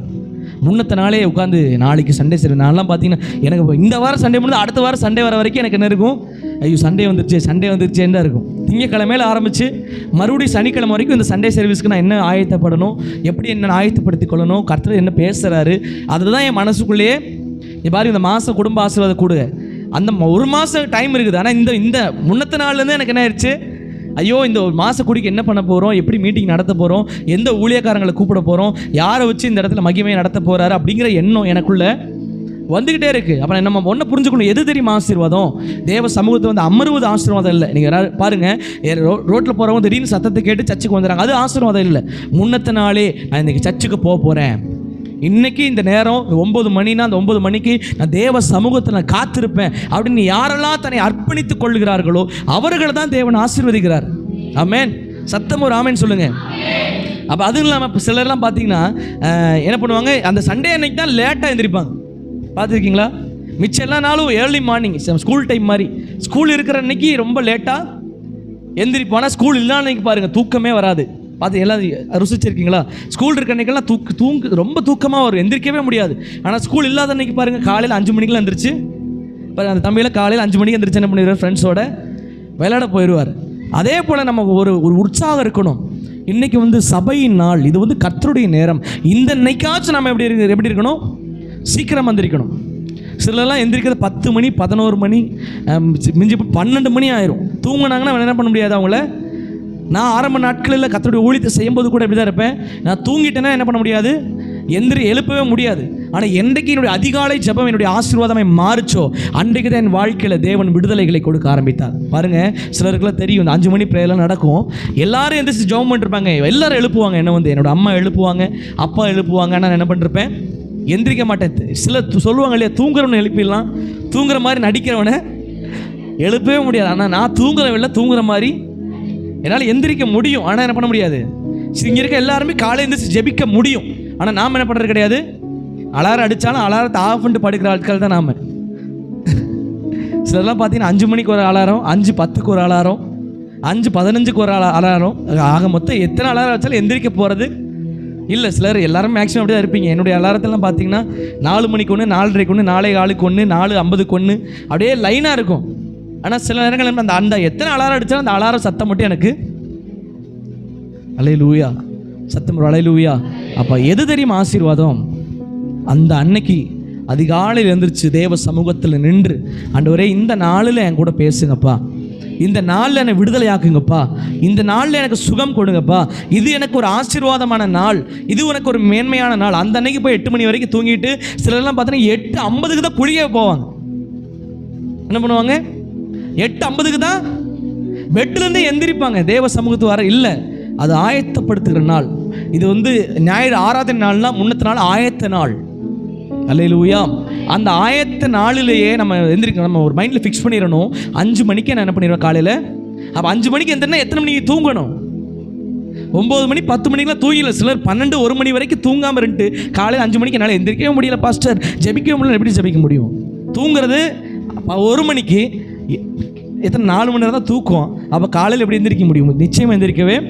அப்போ காலையில் சீக்கிரமாக எந்திரிக்கணும்னா இரவு சீக்கிரமாக தூங்கணும். அல்லேலூயா. சத்தம் ஒரு அல்லேலூயா. அப்போ இன்றைக்கி ஒரு முடிவு பண்ணுங்க, இனி வரக்கூடிய வாரங்களிலிருந்து நான் என்ன பண்ணுவேன், சண்டே அன்றைக்கி மட்டும் சீக்கிரமாக எந்திரிப்பேன். 5 மணி இல்லைன்னா ஒரு 6 மணியாக கூட வச்சுக்கோங்க. ஒரு 6 மணி கூட நம்ம எந்திரிச்சு கிளம்பி தேவ சமூகத்தில் ஒரு உற்சாகத்தோடு என்ன பண்ணணும், வரணும். அதெல்லாம் பார்த்தீங்கன்னா சிலர்லாம் பார்த்தீங்கன்னா ஞாயிற்றுக்கிழமை வந்த அன்றைக்கி தான் சட்டை எங்கே இருக்குது, பேண்ட் எங்கே இருக்குது, நான் போட வேண்டிய டை எங்கே இருக்குது, என்ன எங்கே இருக்குன்னே தெரியாது. இப்போ தான் ஒயிட் ஷர்ட்டை தேடி இருப்பாங்க. இங்கே தான் ஒயிட் ஷர்ட்டை வச்சேன், எங்கே இருக்குன்னே. என்னை கூட சில நேரங்களில் மனைவி திட்டுவாங்க. போகிறப்ப தான் உங்களுக்கு எல்லா ஞாபகமும் வரும். சிலர்கள் அப்படி தான் தேவ சமூகத்துக்கு வரும்போது தான் எல்லா ஞாபகமும். சட்டை இங்கே வச்சேன்னா அங்கே வச்சேன்னா எங்கே வச்சேன்னு தெரியல, அதில் ஒரு 1/2 மணி நேரம் போயிடும். ஆனால் எது தெரியுமா ஆசீர்வாதம்? முன்னத்த நாளைக்கு சட்டையெல்லாம் தேடி எடுத்து வச்சு அதை அயன் பண்ணி அதை நீட்டாக வச்சு நான் நாளைக்கு இந்த சட்டையை நான் என்ன பண்ண போகிறேன், ஒரு மீட்டிங் போனால் அப்படி தான் நான் பண்ணுறோம். நாளைக்கு காலை சீக்கிரமாக போகணும். அப்புறம் நம்ம என்ன பண்ணுவோம், ஆயத்தப்படுவோம். அவர் சபைக்கு நம்மளை ஆயத்தப்படுத்திக் கொள்ள நம்மளை ஒப்புக் கொடுக்க வேண்டும். அல்லேலூயா. சத்தம் ஒரு அல்லேலூயா. பாருங்க, சிலர்லாம் பைபிள் தேடி எங்கே கண்டுபிடிக்கிறதுக்குன்னே தெரியாது. சண்டே அன்னைக்கு தான் என்ன பண்ணுவாங்க, போன வாரம் இங்கே தான் வச்சேன், இப்போ எங்கே இருக்குன்னு பலரெல்லாம் பார்த்தீங்கன்னா பைபிள் வாரம் தான் யூஸ் பண்ணுறாங்க. ரொம்ப கைதட்டிடுவோம், உங்களுக்கு கைதட்டிடுங்க நல்லா. ஆமாம், ஸ்தோத்திரம். சிலர்லாம் வாரம் தான் பைபிளே தொடுறாங்க. வாரமாக சண்டே வந்தால் மட்டும்தான் இருக்குது பைபிள் அவங்களுக்கு ஞாபகம். மிச்சம் வரைக்கும் இந்த பைபிள் அந்த ஓரத்தில் கிடக்கும். இவங்க போய் ஆண்டவர்கிட்ட போய் ஏசப்பா என் கூட பேசுங்க. அவர் சொல்ல, அட பைத்தியம், பைபிளில் தான் உங்க கூட என்ன பண்ணுவேன், நான் பேசுவேன். பைபிளை தூக்கி ஓரமாக வச்சுக்கிட்டு என் கூட பேசுங்க, அந்த ஊழியக்கார மூலியமாக பேசுங்க, இந்த ஊழியக்கார மூலியமாக பேசுங்கன்னு. அல்லேலூயா. அப்போ நம்ம ஒரு முடிவு பண்ணணும், ஆண்டவரே முன்னத்து நாளே என்னுடைய பைபிள், என்னுடைய டைரி, என்னுடைய காணிக்கை எல்லாமே முன்னாடியே எடுத்து வைக்கணும். காலையில் என்னுடைய ஆரம்ப நாட்கள் அப்படி தான், காணிக்கை போகிற காசு இருக்காது. அப்போ தான் ஆராதனை டைமில் போய் எங்கள் அப்பாட்ட போய் காணிக்கை வாங்கிட்டு வந்து போட்டுட்டு இருப்பேன். இல்லை, முன்னத்து நாளே அதை ஆயத்தப்படுத்த வேண்டும். முன்னத்து நாளே அதை சரி செய்ய வேண்டும். என் பைபிள், என்னோட டைரி, என்னோட பேனா, என்னுடைய எல்லாத்தையும் முன்னத்து நாளே எடுத்து வைக்கணும். காலையில் தேடிட்டு என்ன பண்ணக்கூடாது, ஐயோ இந்த ரூமில் இருக்குமா, சிலர்லாம் அவரை தூசி தட்டி எடுத்து வச்சிடணும். சனிக்கிழமையே தூசியை தட்டி என்ன பண்ணிடணும், எடுத்து வச்சிடணும். அப்போ தான் உட்காந்து தூசியை தட்டிட்டு இருக்கக்கூடாது. சிலர் பைபிள்லாம் பார்த்தீங்கன்னா ரொம்ப சந்தோஷமாக இருக்கும். சிலர் பைபிள் இங்கே வச்சுட்டு போயிடுவாங்க. எதுக்கு பாஸ்டர் தூக்கிட்டு வீட்டுக்கு போய்ட்டு பேசாமல் இங்கே இருந்தால் எப்படி இருந்தாலும் எடுத்துக்கலாமே சொல்லி சிலருடைய பைபிள்லாம் நானும் எடுத்து ஒழிச்சு வச்சிடணும்னு நினைப்பேன். சரி ஓகே, வச்சுட்டு போகிறாங்க, பைபிள் எடுத்து ஒழிச்சு வைக்கக்கூடாதுன்னு விட்டுருவேன். அல்லேலூயா. இல்லை, வேத வசனத்தை நம்ம சுமந்து பாருங்கள். வேதம் உங்களை ஒரு நாள் சுமக்கும். வேதத்தை சுமக்க வைக்கப்படக்கூடாது. வேதத்தை வசனத்தை சுமக்க வெக்கமே படாதீங்க. வேத வசனம் தான் இன்றைக்கி நம்மளை சுமந்துட்டு இருக்கு இல்லையா? அல்லேலூயா. சத்தம் ஒரு அல்லேலூயா. பாருங்க, சில பேர்லாம் அந்த அன்றைக்கி தான் காலையில் உட்காந்து பைக்கு, காரு, சைக்கிளு எல்லாத்தையும் உட்காந்து என்ன பண்ணிருப்பாங்க, தொடச்சிட்டு இருப்பாங்க, கழுவிட்டு இருப்பாங்க. பெட்ரோல் இல்லாமல் இருக்கும். அப்போ தான் போய் பெட்ரோல் பங்கு போவோம். பெட்ரோல் பங்கில் வேணுக்குனே பிசாசு ஒருத்தன் ரெடியாக இருப்பான். உங்களை திட்டி மைண்ட் அப்செட் பண்ணிடுவான். அப்புறம் வந்து ஜபமும் பண்ண முடியாது, ஒன்றும் பண்ண முடியாது. முன்னத்தினாலே ஆயத்தப்படுத்துங்க. நீங்கள் வருவது ஆசீர்வாதம் இல்லை, ஆயத்தமாவது தான் ஆசீர்வாதம். நீங்கள் ஆயத்தமாகி தேவ சமூகத்தில் வந்து அவரை ஆராதிப்பது தான் தேவன் விரும்புகிற ஆசீர்வாதம். அப்போ ஒன்றை புரிஞ்சு கொள்ளுங்க, தேவ சமூகத்தில் நான் வந்து அவரை ஆராதிக்கணும்னா முன்பதாகவே நான் ஆயத்தமாகணும். கூடுமான பட்சம் மார்னிங் ஃபுட்டை தவிர்த்துருங்க. சிலருக்கு ஒருவேளை உடம்பு சரியில்லாமல் இருக்கலாம், சிலருக்கு பிபி இருக்கும், சுகர் இருக்கும், அவங்க ஃபுட்டு சாப்பிட்டா பிரச்சனை இல்லை. சிலருக்கெல்லாம் ஒருவேளை சாப்பிட்லன்னு என்ன ஆயிரும், மயக்கம் வந்துடும். அப்படி இருக்கவங்க சாப்பிட்ருங்க, பிரச்சனை இல்லை. ஆனால் கூடுமான மட்டும் என்ன பண்ணிடுங்க, மார்னிங் ஃபுட்டை தவிர்த்துருங்க. அதை அவாய்ட் பண்ணுறது ரொம்ப ரொம்ப நல்லது. ஒருவேளை மதியான ஃபுட்டுக்கு நீங்கள் ரெடி பண்ணணும், இல்லை சர்ச்சில் உங்களுக்கு சாப்பிட்டு போகலாம், இல்லை வீட்டுக்கு போய் நீங்கள் சாப்பிட்லாம். ஒருவேளை மதியான ஃபுட்டுன்னா அப்போயே நீங்கள் ரெடி பண்ணிட்டு இருக்காதீங்க. அதுக்கான ஆயத்தங்களை நீங்கள் பண்ணி வச்சுட்டு அப்புறமா போய் என்ன பண்ணுங்க, நீங்கள் சமைச்சு சாப்பிடலாம். அது அந்த ஒரு காரியங்களை நீங்கள் கொண்டு வர வேண்டும் என்று நான் விரும்புகிறேன். அல்லேலூயா.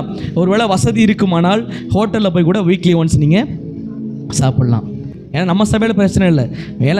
மேக்ஸிமம் பார்த்திங்கன்னா எல்லா சபைகளுக்கும் நம்ம சாப்பாடு இது பண்ணுறது கிடையாது. ஆனால் நம்ம அப்பா அம்மா வந்து அவங்க ஒப்பு கொடுத்ததுனால அந்த ஃபுட்டை அவங்க வந்து கொடுக்குறாங்க. ஆனால் ஃப்யூச்சரில் இருக்குமான்னு எனக்கு தெரியாது.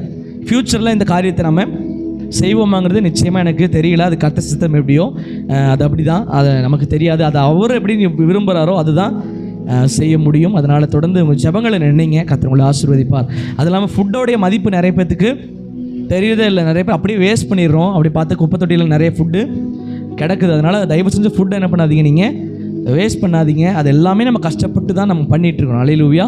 அதனால் ஃபுட்டை யாருமே, அதனால சொல்கிறேன், ஒருவேளை உங்களுக்கு வாய்ப்பு இருக்குமானால், ஒரு வசதி இருக்குமானால், நீங்கள் வீக்லி ஒன்ஸ் என்ன பண்ணால் ஹோட்டலுக்கு போய் கூட சாப்பிட்லாம். ஒரு நல்ல புரோட்டாவோ இல்லை பிரியாணியோ உங்களுக்கு பிடிச்சதையோ உங்கள் கணவன் மனைவி கூட பிள்ளைகள் கூட நீங்கள் போய் என்ன பண்ணலாம், சாப்பிடலாம். தப்பே கிடையாது. அல்லேலூயா.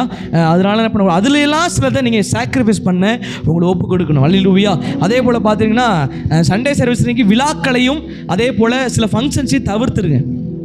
100% என்ன பண்ணிடுங்க, தவிருங்க. நீங்கள் தவிர்க்கல தப்பு. சில பேர் சொல்லுவாங்க, குடிக்கல பாஸ்டர், யாரோ வந்து என் வாயில் என்ன பண்ணாங்க, அப்படி யாரும் ஊற்ற போகிறது கிடையாது. அப்படி கொடுத்த விஷத்தை நம்ம குடிப்போமா? நமக்கு தெரியல, விஷம் பாஸ்டர், இது விஷத்தை குடித்தா என் உயிர் போயிடுது தெரியும். அதே போல் நமக்கு தெரியும் இந்த விழாக்கள், இந்த ஒரு ஃபங்க்ஷன்ஸ் எல்லாம் ஞாயிற்றுக்கிழமை தான் நிச்சயமாக வைப்பாங்க. ஆனால் இன்றைக்கி பாருங்கள், எங்களுக்கு நிறைய பேர் கூப்பிடுவாங்க, ஆனால் நாங்கள் வந்து அதை தவிர்க்கிறோம். அதை வந்து நாங்கள் என்ன பண்ணுறோம், இல்லை கூடுமானால் அதை முடிச்சுட்டு போய் நீங்கள் என்ன பண்ணலாம், அவங்கள சண்டே சர்வீஸை முடிச்சுட்டு போய் என்ன பண்ணலாம், பார்க்கலாம். வாரத்தில் ஒரு நாள் தான் ஆராதிக்கிறோம், மிச்சம் எந்த நாள்லையும் நம்ம கூடுவது கிடையாது. அதனால் நீங்கள் வந்து சண்டே சர்வீஸ் அன்றைக்கி மேக்ஸிமம் உங்கள் விழாக்களையும் உங்களுடைய ஃபங்க்ஷன்ஸை நீங்கள் தடை செய்வது, அதை தவிர்ப்பது. அதாவது நீங்கள் முடிச்சுட்டு போய் கூட நீங்கள் என்ன பண்ணலாம், அந்த இதில் நீங்கள் கலந்து கொள்ளலாம். கடைசியாக பார்த்தீங்கன்னா கூடுமான பட்சம் சனிக்கிழமை அன்னைக்கு பேசாமல் இருங்க. கூடுமான பட்சம் சனிக்கிழமை என்னைக்கு, எங்கள் வீட்டில் இப்போ வாலிப பிள்ளைகளுக்கெல்லாம் தெரியும், சன்னிக்கு ஏதாச்சும் ஒரு சவுண்டு வந்துச்சுன்னா என்ன ஆயிரும், இன்றைக்கி அவங்க சொல்லுவாங்க, இன்றைக்கி சனிக்கிழமை, இன்னைக்கு. ஏன்னா பிசாசுக்கு தெரியும் சனிக்கிழமை அடுத்த நாள் கர்த்தரை ஆராதிக்க போகிறோம். பிசாசு என்ன பண்ணுவோம், சனிக்கிழமை ஏதோ ஒரு பிரச்சனையை கொடுத்து, சண்டையை கொடுத்து, போராட்டத்தை கொடுத்து, கூடுமான பட்சம் எல்லாரும் பேசாமல் இருக்கிறது சனிக்கிழமை இன்னைக்கு நல்லது. வாயை விடாமல் இருக்கிறது ரொம்ப நல்லது. அதனால தேவ பிள்ளைகள் ஜாக்கிரதையாக என்ன பண்ணுங்க, சனிக்கிழமை மட்டும் இருங்க. அப்போ இன்றைக்கி ஒரே ஒரு காரியத்தை புரிஞ்சுக்கணும், நான் என் இருதயம் உடஞ்சிருச்சு, எனக்கு வாழ்க்கை பிரச்சனை வந்துச்சு, நான் போக வேண்டிய இடம் தேவனுடைய சமூகம் மாத்திரமே, தேவனுடைய பிரசன்னை மாத்திரமே. அன்னால ஒரு குடும்பமே காயப்படுத்திக்கிட்டே இருக்கு. அன்னாளுக்கு பிள்ளை இல்லை, அன்னாளுக்கு பிள்ளை இல்லை, அன்னாளுக்கு பிரச்சனை, அன்னாளுக்கு போராட்டம், என்னவா இருக்குமோ ஏதுவாக இருக்குமோன்னு சொல்லும்போது அன்னாள் ஓடி போய் என்ன பண்ணல, அழுது புலம்பலை. அவள் போகிற இடங்க தேவ சமூகம். நம்ம தேவ சமூகத்தை தேடாமல் எனக்கு அற்புதம் நடக்குங்கிறது அது ஏமாத்து காரியம் இல்லை. நான் சொல்கிறேன், தேவ சமூகத்தை நீங்கள் தேடுவீங்கன்னா அங்கே தான் உங்களுக்கு மேன்மை இருக்கும், அங்கே தான் உங்களுக்கு விடுதலை இருக்கும், அங்கே தான் உங்களுக்கு ஆசீர்வாதம் இருக்கும். அல்லேலூயா. ஒரு வசனத்தை கூட வாசிங்க பார்ப்போம். சங்கீதத்தின் புஸ்தகம் 109 அதிகாரத்திலே 4 வசனத்தை ஒருத்தர் வாசிங்க சத்தமா. சங்கீதம் 109:4.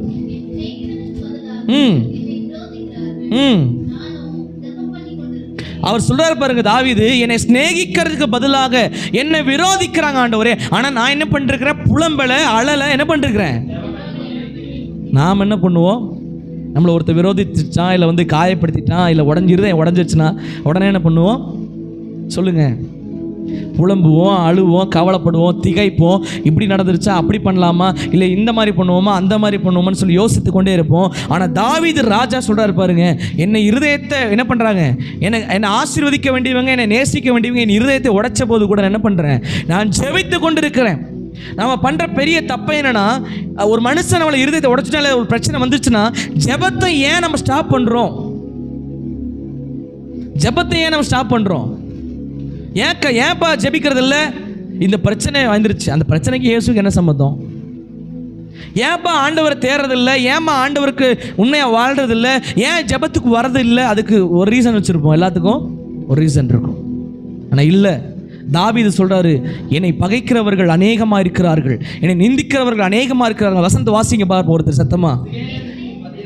என்னை ஸ்நேகிக்கிறதுக்கு என்னை பாருங்க, நான் செஞ்சதுக்கு என்னை ஸ்நேகித்தை தான் செய்யணும். நீங்கள் சொல்லுவீங்க, நான் செஞ்ச நன்மைக்கு என்ன பண்ணணும், என்ன 4 வார்த்தை பாராட்ட தான் செய்யணும். ஆனால் என்ன பண்ணுறாங்க, இன்னைக்கு திட்டுறாங்க.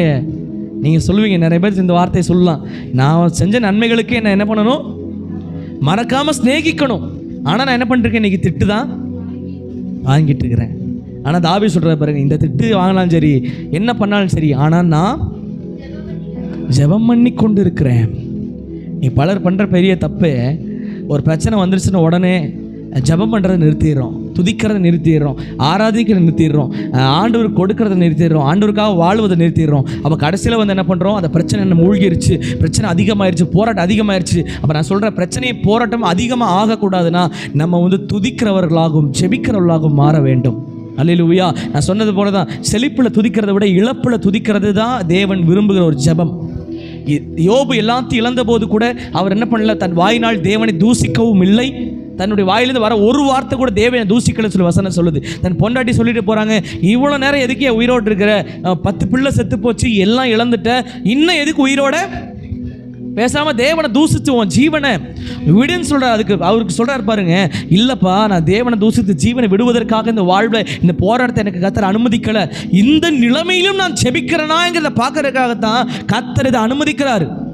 இன்னைக்கு உங்கள் வாழ்க்கையில் வர பிரச்சனைகளை கர்த்தர் பார்ப்பாரு. இந்த நிலைமையிலே இந்த பிள்ளை என்ன பண்ணுறா, ஜெபிக்கிறாளா, இந்த நிலைமையிலே இந்த மகன் என்னை பார்த்து ஜெபிக்கிறாங்களான்னு சொல்லி சில போராட்டங்களை கர்த்தர் அனுமதிக்கிறார். இதில் தான் பல பேர் தோல்வி விட்டுறோம். என்ன பண்ணிடுறோம், கர்த்தர் சில பாதைகளை அனுமதிக்கும் போது என்ன பண்ணிடுறோம், நம்ம தோல்வியில் போய் நின்றோம். எந்த நிலைமையில் தெரியுமா, துதிக்காமல் விட்டுறோம். ஆனால் எப்போ தெரியுமா ரெட்டை தனியான பங்கு வரும், இழப்பையிலையும் நாம் துதிக்கும் பொழுது தான், பிரச்சனைகள் மத்தியிலும் நம்ம ஜெபிக்கும் பொழுது தான். அல்லேலூயா, சத்தம் ஒரு அல்லேலூயா. அப்போ நான் ஒரே ஒரு காரியத்தை சொல்கிறேன், தேவ சமூகத்தில் தாவீது சொல்கிறார் பாருங்க, ஆண்டவரே எனக்கு நான் பெரிய ராஜா தான், நான் பெரிய மேன்மை உள்ளவன் தானே, என்னை எதிர்க்கிறவர்கள் அநேகர், ஆனால் அவர் விரும்புகிற ஒரே ஒரு காரியம், ஆலயத்தின் வாசப்படியிலேயாச்சும் ஒரு ஓரத்தில் நான் என்ன பண்ணணும், அமர்ந்திருக்கணும். அவர் சொல்கிறார் பாருங்க, தூக்குனாங்குருவிகள் கூடுகள் இன்னைக்கு ஆலயத்தில் வந்து பார்க்குறாரு, நல்ல கூடுகள்லாம் குருவிகளுக்கு இருக்குது, அது போய் கிட்டி சேர அது என்ன பண்ணுது, தேவனிடத்தில் அவ்வளோ கிட்டி சேர்ந்துருக்கு. ஆனால் எனக்கு அற்பமான மனுஷன் ராஜா நான், எனக்கு அந்த பாக்கியம் கிடைக்கல. அவர் சொல்கிறார், ஆலயத்தின் வாசப்படியில் ஒரு ஓரத்திலாவது உட்காருகிற பாக்கியத்தை எனக்கு தாங்க ஆண்டவரே. அந்த பாக்கியம் அவர் தாவீது ராஜாவாக இருந்தாலும் விரும்புகிறார். அவர் எத்தனை பிரச்சனை இருந்தபோது கூட தன் பிள்ளை அவனுக்கு அவமானத்தை கொண்டு வருது, பிள்ளை அவனை காயப்படுத்துது, சவுல் அவனை காயப்படுத்துகிறான், உலகத்திற்கு மனுஷர்கள் அவனை நிந்திக்கிறாங்க. ஆனால் அவன் பாருங்க, அவன் சொல்கிற ஒரே ஒரு வார்த்தை, ஆலயத்தில் வாசப்படியில் ஓரத்திலாவது நான் உட்கார்ந்த தேவனை பார்க்க வேண்டும். இன்னைக்கு அந்த ஒரு அனுபவம் நம்ம வாழ்க்கையில் இன்னைக்கு இருக்காங்கிறத யோசித்து பாருங்க. தாவீதுக்கு அவ்வளோ ராஜாவாக இருந்தாலும் அவர் விரும்புகிற ஒரே ஒரு காரியம், தேவனுடைய ஆலயத்தின் வாசப்படியின் ஓரத்தில் ஆவது. நீங்கள் நமக்குள்ள அந்த வாஞ்சை இருக்கா, நீங்கள் யோசித்து பாருங்கள். தேவ சமூகத்தில் தேடணும், எனக்கு பதில் தேவ சமூகத்தில் தான் இருக்குது. எனக்கு என்னுடைய கொஸ்டின்ஸ் எல்லா ஆன்சரும் எங்கே தான் இருக்குது, அவர் சமூகத்தில், அவருடைய பாதத்தில். அதனால தான் வசனம் யார் தெரியுமா அதிகமாக அவர் பாதத்தை தேடுவாங்க, அதிகமாய் மன்னிக்கப்பட்டவன் தான் அதிகமாக தேடுவான். கொஞ்சமாக மன்னிக்கப்பட்டவன் கொஞ்சமாக தான் தேடுவான். ஆமாம் தானே, அதிகமாக மன்னிக்கப்பட்டவன் அதிகமாக தேடுவான். விபச்சாரம் செஞ்ச ஸ்திரீ தன்னுடைய மயிறு, வசனம் சொல்லுது, தலை மயிரினால் என்ன பண்ணுற, கால்களை, மயிருங்கிறது தப்பான வார்த்தை இல்லை, பைபிளில் சொல்லப்பட்டிருக்க முடிதான், தூய தமிழில் அந்த வார்த்தை. அதனால் நீங்கள் எதை குறித்து அதை வந்து தப்பான வார்த்தை என்ன திட்டும் போது அதை தப்பாக திட்டுறாங்களே தவிர அதோடைய தூய தமிழுடைய இதுதான் என்னது தான், மயிரிட்டு தான் பைபிள் வசனம் சொல்லுகிறது. அல்லேலூயா. அப்போ அந்த வசனம் சொல்லுறது, அந்த முடியை வச்சு என்ன பண்ணுறாங்க, நம்ம தேவனுடைய கால்களை தொடைத்து கழுவுகிறாள். ஏன் தெரியுமா, அவள் அதிகமாய் மன்னிக்கப்பட்டாள். உலகமே அவளை கல்லெறிஞ்சு கொள்ளணும்னு நிற்கும்போது ஏசு ஒருத்தர் மட்டும் வந்து சொல்கிறாரு, இல்லைப்பா நான் உன்னை கல்லெறிஞ்சு கொள்ள வரல, இன்று செய்கிற பாவத்தை நீ என்ன பண்ணாத, இனி செய்யாது. இன்னைக்கு உட்காந்துருக்க உங்கள் ஒருவருக்கும் ஏசு தான் சொல்கிறாரு, இன்னைக்கு எவ்வளோ பெரிய பாவியாக நீ இருக்கலாம், நீ பாவத்துக்குள் விழுந்து கிடக்கலாம், ஆனால் ஆண்டவர் சொல்கிறாரு, பாவத்தை வெறுக்கிறார் தவிர பாவியை இயேசு வெறுக்கலை. பாவியை இயேசு நேசிக்கிறார், பாவத்தை தான் தேவன் வெறுப்புகிறார். அல்லேலூயா. அப்போ ஒரே ஒரு காரியம், இன்றைக்கு செய்கிற இந்த பாவத்தை இனி செய்யாதப்பா, இனி இந்த பாவத்தை செய்யாத. அப்போ இன்றைக்கு ஒரே ஒரு காரியத்தை நம்ம பார்க்கணும், தேவ சமூகத்தில் நான் செல்லணும். என்னை உடைச்சிட்டாங்க, என்னை காயப்படுத்திட்டாங்க, என்ன எல்லாம் ஓகே தான், ஆனால் நான் போக வேண்டியது எங்கே தெரியுமா, தேவ சமூகம், தேவனுடைய பிரசன்னம். பக்கத்தில் கையில் பிடிச்சி சொல்லுங்க, நீ தூங்கினால் எதிரி களை விதைப்பான், நீ தூங்குனேன்னா உன் வாழ்க்கையில் மாற்றம் வராது. இங்கே தூங்குனேன்னா எங்கே போனாலும் தூங்க தான் செய்வேன். சரி, எல்லாம் எந்திரிச்சிருப்பாங்க மேக்சிமம் எல்லாருமே. என் சிலருடைய தலைகளெல்லாம் நினைச்சு மின்னல் போல் மேலே இங்கேயும் போயிட்டு வந்துட்டு இருக்குது. சிலரெல்லாம் என்ன பண்ணிட்டாங்க, 7வது வானத்தை இன்றைக்கி பவுல போல் எடுத்துக்கொள்ளப்பட்டாங்க. சிலர் இப்போ ட்ராவல் பண்ணி போயிட்டு இருக்கிறாங்க பரலோகத்தில் ஆண்டவர் பார்க்குறக்கு. சிலர்லாம் என்ன ஆகிட்டாங்க, இப்போது பாஸ்டர் இப்போ தான் பரலோகத்து வாசல் வரைக்கும் போனால் அதுக்குள்ளே என்ன பண்ணிட்டீங்க, என்ன எழுப்பி விட்டீங்க. இல்லை, இந்த இடத்துல பரலோகத்தை நம்ம கொண்டு வரணும். அமேன், சத்தம் ஒரு அமேன். அப்போது ஆண்டு சொல்கிற ஒரு வார்த்தை என்னென்னா, நம்ம தேவ சமூகத்தில் நம்ம இருக்கிறது தான் மிகப்பெரிய ஆசீர்வாதம். ஆமென். ஒரு வசனத்தை வாசிப்போம். உபாகமம் 20வது அதிகாரம் 3-4 வாசிங்க பார்ப்போம். உபாகமம் 20:3-4. நான் சீக்கிரமாக ஜெபித்து முடிக்க விரும்புகிறேன். அந்த வசனத்தை வாசி. வசனத்தை கவனிங்க. இன்னைக்கு ஒருவேளை உடைச்சிட்டேன், மனுஷங்களை காயப்படுத்திட்டாங்க, என்னை நிந்திச்சிட்டாங்க அப்படின்னு சொல்கிற உங்களுக்கு தான் கத்த இந்த வார்த்தை சொல்கிற. இஸ்ரவேல் ஜனங்களே, உடைக்கப்பட்ட ஜனங்களே, கேளுங்கள். இன்றைக்கு உங்கள் சத்துருக்களோடு கூட யுத்தம் செய்ய போறீங்க. உங்கள் இருதயம் என்ன பண்ண வேண்டாம்? துவள வேண்டாம். நீங்கள் அவர்களை பார்த்து பயப்படவும் கலங்கவும் வேண்டாம். உங்களுக்காக உங்கள் சத்துருக்களோட யுத்தம் பண்ணவும், உங்களை ரட்சிக்கவும் உங்களோடு கூட போகிறவர் உங்கள் தேவனாகிய கர்த்தர் என்று நீங்கள் அறிந்து கொள்ள வேண்டும். அல்லேலூயா. இன்னைக்கு ஒரே ஒரு காரியத்தை நம்ம கவனிக்கணும். முதல் காரியம் தேவ சமூகத்தில் போகணும். ரெண்டாவது காரியம், ஆண்டவர் எனக்கு யுத்தம் செய்வாருங்கிற விசுவாசம் உங்கள் வாழ்க்கையில் வரணும். என்னை உடைச்சிட்டாங்க, என்னை காயப்படுத்திட்டாங்க, என்னை நிந்திச்சிட்டாங்க, என்னை அவமானப்படுத்திட்டாங்க, இன்றைக்கி நான் துவண்டு போயிருக்கிறேன், கீழே விழுந்துட்டேன், இன்றைக்கி என்னால் எழும்ப முடியாது. ஓகே, உன் வேலை நல்லா செத்து போச்சு. ஆனால் நான் இன்றைக்கி சொல்கிறேன், இன்றைக்கி ஒரே ஒரு விசுவாசம் உங்களுக்குள்ளே இருக்கணும். ஆண்டவர் எனக்காக யுத்தம் செய்வார். அல்லேலூயா. கர்த்தர் எனக்காக வழக்காடுவார். கர்த்தர் எனக்காக பராக்கிரமம் செய்வார். அவர் எனக்கு யுத்தம் செய்ய ஆரம்பித்தார்னா என் வாழ்க்கையில் சத்துருக்கள் மத்தியில் என்னை ஆசீர்வாதமாய் வாழ வைப்பார். ஆமென். சின்ன பிள்ளைங்க கவனிங்க பார்க்கலாம், யாரும் பேச வேண்டாம். அல்லேலூயா. அப்போ கர்த்தருடைய வார்த்தை அழகாக சொல்லப்பட்டிருக்கு பாருங்க.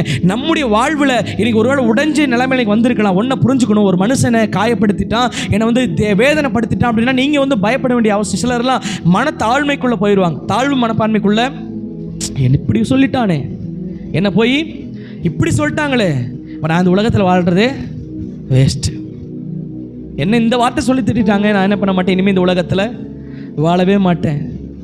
அந்த வார்த்தை, அந்த ஒரு அவிசுவாசம் வரக்கூடாது. அந்த இடத்துல கர்த்தர் என் தலையை உயர்த்துவார். வெக்கப்பட்ட இடத்துல என் தலையை கீர்த்தியும் புகழ்ச்சியவன் நிப்பாட்டுவார் என் கர்த்தர்.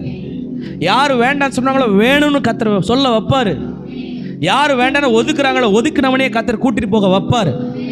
பாருங்க, இஸ்ரவேல் ஜனங்கள் மோசையை வேண்டான்னு சொல்லி துரத்திட்டாங்க. என்ன பண்ணாங்க? மோசையை அவன் கொலை பண்ணிட்டான்.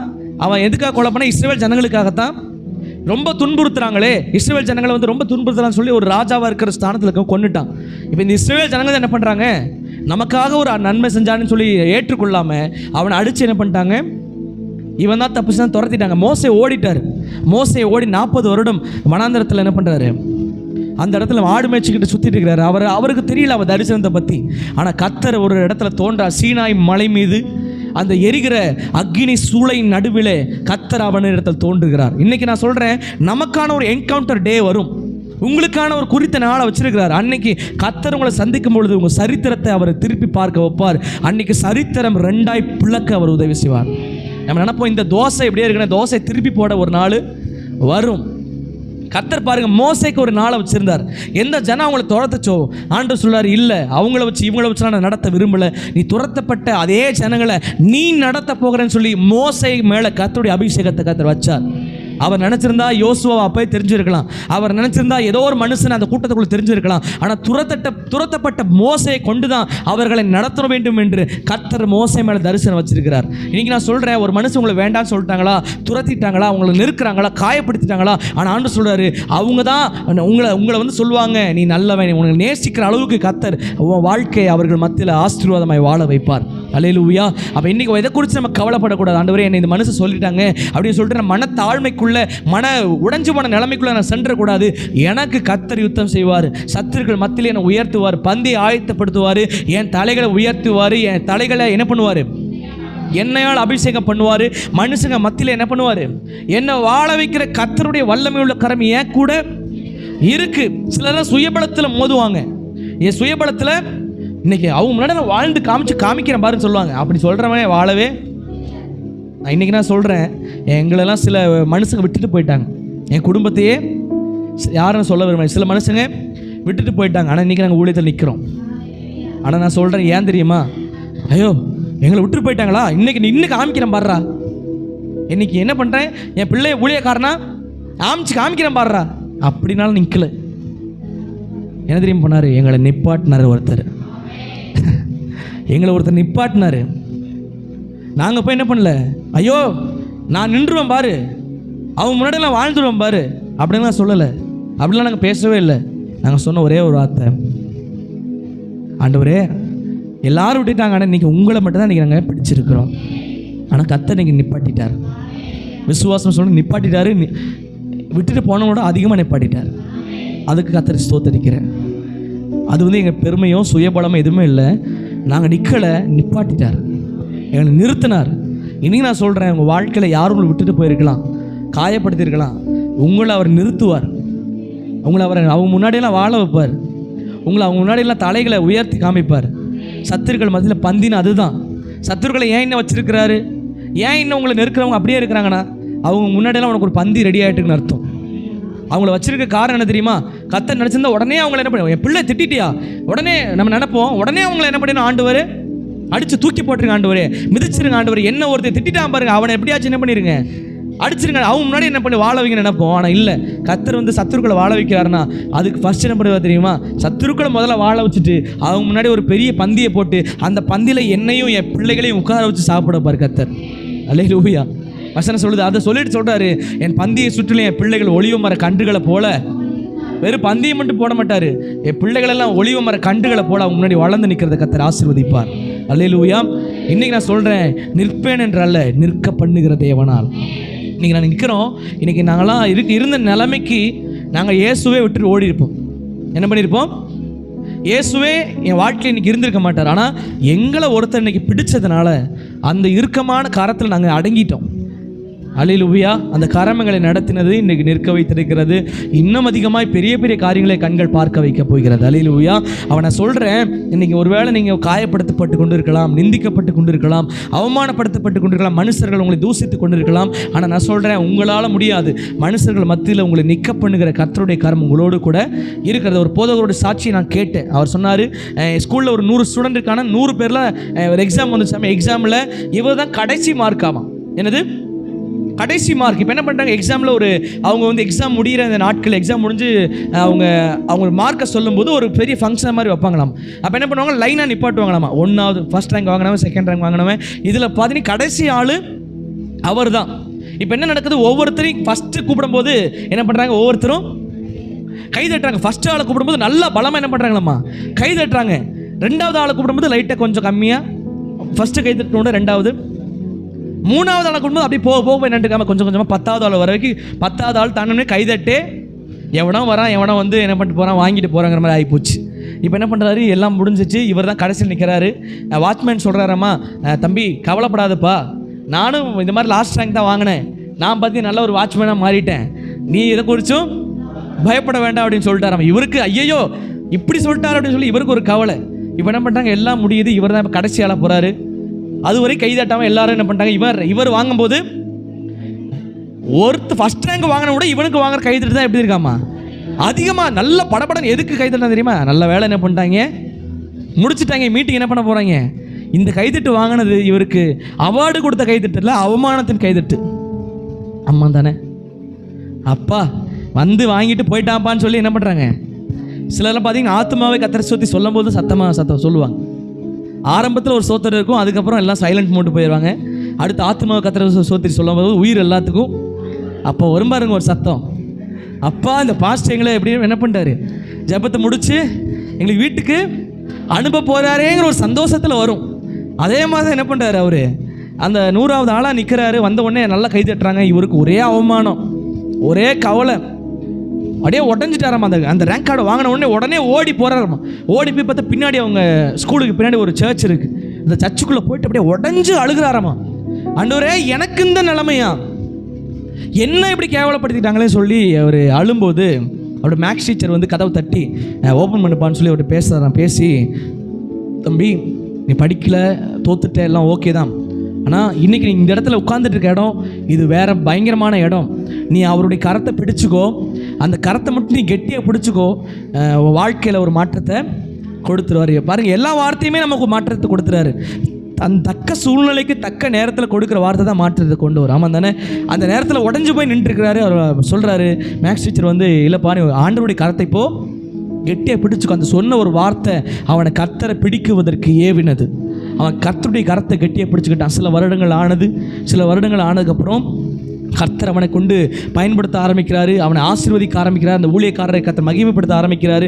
அது வரைக்கும் நல்லா படிக்காதவர் காலேஜ்லேயே அவர் தான் என்ன பண்ணுறாரு, அது வரைக்கும் அவர் சொல்லுவார், ஞாபக மறதி அதிகமாக இருக்குமாம்மா. என்னது, சின்ன ஒரு ஆக்சிடென்ட்டில் ஞாபக மறதி அதிகமாக இருக்கும், சின்ன காரியங்கள் கூட மறந்துடுவேன். ஆனால் என்னைக்கு கர்த்தருடைய கரத்தை நான் பிடிச்சனோ எதுவுமே எனக்கு மறக்கவே மாட்டிங்குது. நான் ஜெபம் பண்ணுறேன், ஆண்டவரே இதெல்லாம் எனக்கு மறக்க வைங்கன்னு சொல்லி ஜெபிக்கிறேன்னு சொல்லி அந்த ஊழியக்காரர் சாட்சியை சொன்னது. கொஞ்ச நாள் ஆனது, அந்த ஸ்கூல்லேருந்து அவருக்கு ஒரு ஃபோன் வருது. இவர் மிகப்பெரிய ஒரு ஊழியக்காரர் மாறிட்டார். மாறினதுக்கப்புறம் அந்த ஸ்கூல்லேருந்து ஒரு ஃபோன் வருது. என்னென்னா, பிரதர் நீங்கள் இந்த ஸ்கூலுக்கு எனக்கு சீஃப் கெஸ்ட்டாக என்ன பண்ணணும், நீங்கள் வரணும்.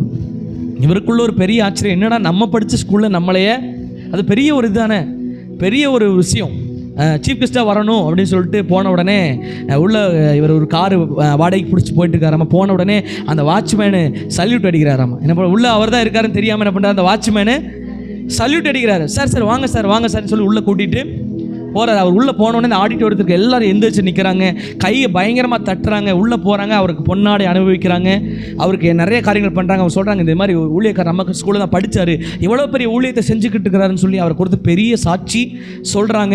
சொல்லிவிட்டு அவர் இந்த இடத்துல சொல்கிறார், ஆண்டவரே இந்த நிலைமைக்கு நான் வந்ததுக்கு என் பலத்தினால் அல்ல, நீர் என் கரத்தை பிடிச்சதுனால.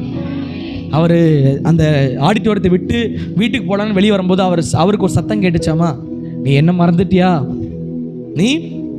மறந்துட்டியான்னு சத்தம் கேட்ட உடனே மறுபடியும் சர்ச்சுக்குள்ளே ஓடி போய் அழுது, ஆண்டவரே நீர் கொடுத்த இந்த வாழ்வுக்கு நன்றின்னு சொல்லி அவர் ஆராதித்தார். இன்றைக்கும் அவர் பெரிய ஊழியத்தை செஞ்சுக்கிட்டு இருக்கிறார் துபாயில். இங்கே நான் சொல்கிறேன், அந்த மனுஷன் ஸ்கூலில் எவ்வளோ அவமானப்படுத்தப்பட்டிருப்பாருன்னு தெரியல. அதுவும் பெண்கள் பிள்ளைகள் படிக்கிற ஸ்கூலில் அவமானப்படுவதெல்லாம் ரொம்ப கேவலமான விஷயம். நானும் இதை ருசிச்சுருக்கிறேன். ஒரு நாள் எக்ஸாம் நான் எழுதிட்டு இருக்கிறேன், என்னுடைய ஸ்கூலில் பாடம் நடத்திட்டு இருக்காங்க, நான் எழுதிட்டுருக்கேன். இங்கிலீஷ் மிஸ் வந்து இப்போ வந்து கிளாஸ் நடத்திட்டு இருக்கிறாங்க. நான் என்ன பண்ணிட்டேன், டி போட தெரியாது எனக்கு. என்னது டி, ஸ்மால் டி போட எனக்கு டி என்ன பண்ணுவோம், 2 மாதிரி போடுவேன், ஒரு 2 மாதிரி போடுவேன். எங்கள் மேம் வேறு பார்த்துட்டாங்க. பார்த்த உடனே என்ன பண்ணுவாங்க, என்னை கையை பிடிச்சி தூக்கி நிப்பாட்டிட்டு, ஏய் கோகுல் பாரு இவ்வளோ சூப்பராக டி போடுறாங்க பாரு, நம்ம எல்லாத்துக்கும் இன்றைக்கி டி போட்டு என்ன பண்ண போகிறாரு, கோகுல் சொல்லித்தர போகிறாரு. எல்லாருக்கும் நான் கூட நினச்சிட்டேன், உண்மையாகவே நல்லா தான் டீ போட்டிருக்கும் போல் என்னை போய் என்ன பண்ண டீ போட சொல்கிறாங்கன்னு சொன்னோடனே நான் என்ன பண்ணிட்டேன், எடுத்துட்டேன். அந்த அது பேர் என்னப்பா, சாப்பீஸ் எடுத்தாச்சு. எடுத்துகிட்டு முன்னாடி போய் நின்றுட்டு நானும் சந்தோஷமாக டீ போட போனேன். ஒரு 2 போட்டேன். 2 போட்டோன்னே எல்லாம் கெக்க புக்கன்னு இருக்க ஆளுகள் என்ன பண்ணுறாங்க, எல்லாம் சிரிக்க ஆரம்பிச்சிட்டாங்க. எனக்கு ஒரே அவமானமாக போச்சு. ஒரு டீ கூட போட தெரியலடா, உன்னையெல்லாம் எதுக்குடா ஸ்கூல் பக்கம் வர, நீ படித்து பிரயோஜனமே இல்லை, ஒரு டி கூட உனக்கு போட தெரியலையே, நீ எல்லாம் இங்கிலீஷ் கிளாஸ் இருக்க வாய்ப்பு இல்லைன்னு சொல்லிட்டு அதே கிளாஸில் என்ன பண்ணாங்க, என்ன கிளாஸுக்கு வெளியே போய் முட்டி போட வச்சு அப்படியே நிற்க வச்சுட்டாங்க. கிளாஸ் முடிய வரைக்கும் அப்படியே முட்டி போட்டு நிற்கிறேன். ஆனால் கர்த்தர் எனக்கு ஒரு அற்புதத்தை செஞ்சார் பாருங்க. அதே மேம் எனக்கு இன்ஸ்டாகிராமில் எனக்கு பார்த்துட்டு எனக்கு மெசேஜ் பண்ணாங்க. என்ன மெசேஜ் பண்ணாங்கன்னா, கோகுல் எனக்கு இவ்வளோ ஆச்சரியமாக இருக்குது, நீ இப்படி மாறிட்டேன்னு சொல்லி எனக்கு தெரியாது, நான் இன்றைக்கி இயேசுவை ஏற்றுக்கிட்டேன் பாருங்க, என்னை அடித்தவங்களாம் இன்றைக்கி இயேசுவை ஏற்றுக்கிட்டாங்க, அதற்காக ஸ்தோத்திரம். அவங்க சொன்னாங்க, இல்லை எனக்கு நான் இன்றைக்கி ப்ரெக்னெண்ட்டாக இருக்கிறேன், எனக்காக நீ என்ன பண்ணு, ப்ரேயர் பண்ணு, ஹாஸ்பிட்டலில் இந்த மாதிரி நடக்கும்னு சொல்லிட்டாங்க, சில பிரச்சனைகள் சொல்லிட்டாங்க, எனக்காக நீ ப்ரேயர் பண்ணு, எனக்கு அற்புதம் நடந்துச்சுன்னா நிச்சயமாக என்ன பண்ணுவேன், ஒன்று தான் நான் சொல்லுவேன் அப்படின்னு சொல்லிட்டாங்க. அதே மாதிரி அவங்களுக்காக நான் ப்ரேயர் பண்ணேன், கர்த்தர் அற்புதம் செய்தார். இன்றைக்கி அவங்க எனக்கு சாட்சி சொல்கிற அளவுக்கு கர்த்தர் என்னை உயர்த்தி இருக்கிறார். இன்றைக்கி நான் சொல்கிறேன், நான் வைக்கப்பட்ட அதே இடம் தான், வைக்கப்பட்ட அதே மனுஷி தான், அதே பிள்ளைகள் தான். ஆனால் கர்த்தர் பாருங்கள், அதே வாயினால் என்னை ஜெபம் பண்ணுங்கிற அளவுக்கு கர்த்தர் சொல்ல வச்சிருக்கிறார். இதற்கு பாத்திரவான் என்று சொல்ல நான் எதுவுமே கிடையாது. ஆண்டவர் என் மேலே வச்ச பெரிய இறக்கம், ஆண்டவர் என் மேலே வச்சு பெரிய கிருபை. அப்போ இன்றைக்கி ஒன்றே வரை புரிஞ்சு கொள்ளுங்க, நான் எவ்வளோ லாஸ்ட்டாக இருந்தாலும் சரி பாருங்கள், நான் சொல்லுவோம், நான் பெரிய ஜீரோ ஆண்டவர், நான் சொல்லியிருக்கிறேன் ஆண்டவர்கிட்ட, நான் ஒரு ஜீரோ இல்லை ஆண்டவரே, 100 ஜீரோ, நான் ஒரு 100 ஜீரோ. ஆனால் ஒன்றை புரிஞ்சுக்கோ, அந்த 100 ஜீரோக்கு முன்னாடி ஒன்றை போட்டோன்னா அந்த மதிப்பே வேறு மாதிரி. ஆமாம் தானே, அந்த 100 ஜீரோ இருக்குது, அந்த 100 ஜீரோக்கு முன்னாடி ஒரே ஒரு 1 மட்டும் போட்டுட்டோன்னா அதோட மதிப்பு, அந்த 1 தான் என் வாழ்க்கையில் அந்த இயேசு. அந்த 100 ஜீரோ நான் தான். ஆனால் என் வாழ்க்கையில் அந்த 100 ஜீரோவுக்கு மதிப்பு கொடுக்கணுங்கிறதுக்கு ஒருத்தர் வந்தார் பாருங்க, அவர் தான் என் வாழ்க்கையில் நான் இயேசுவை ஏற்றுக்கொண்டேன். அந்த இயேசு என் வாழ்க்கையை முன்னாடி வந்தார். அந்த 100 ஜீரோவோட மதிப்பு இன்றைக்கி வேறு லட்சக்கணக்காக கோடிக்கணக்காக மாறுவதற்கு என் வாழ்வில் கர்த்தர் கிருபை அளித்தார்.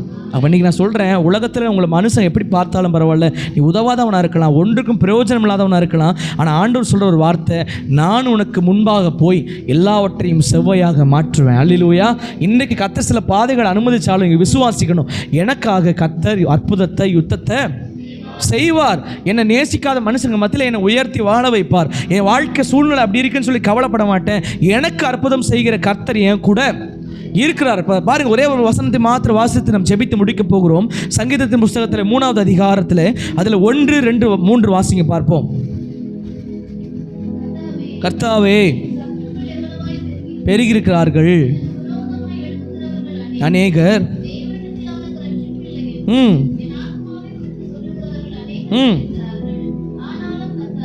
ஆனாலும் கர்த்தாவே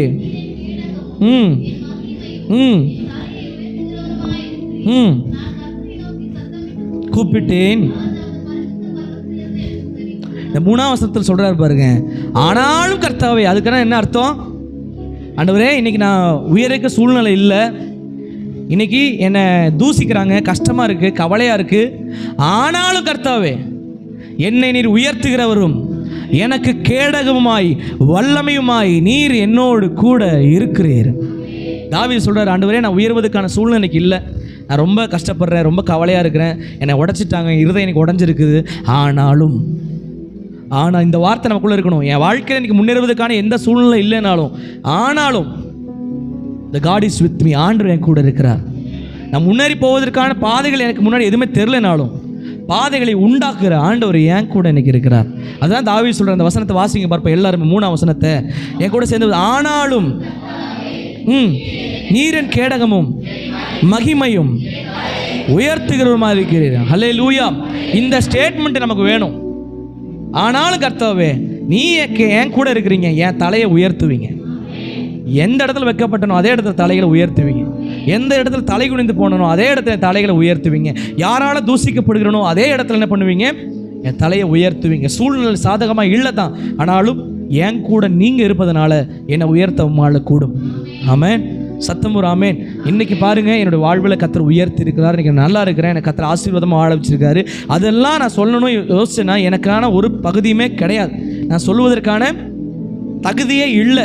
ஆனால் எனக்கு ஒரு தகுதியாக இருக்கிறார், அதுதான் இயேசு. என் தகுதி இயேசுவாக இருக்கிறார் இன்னைக்கு. அல்லேலூயா.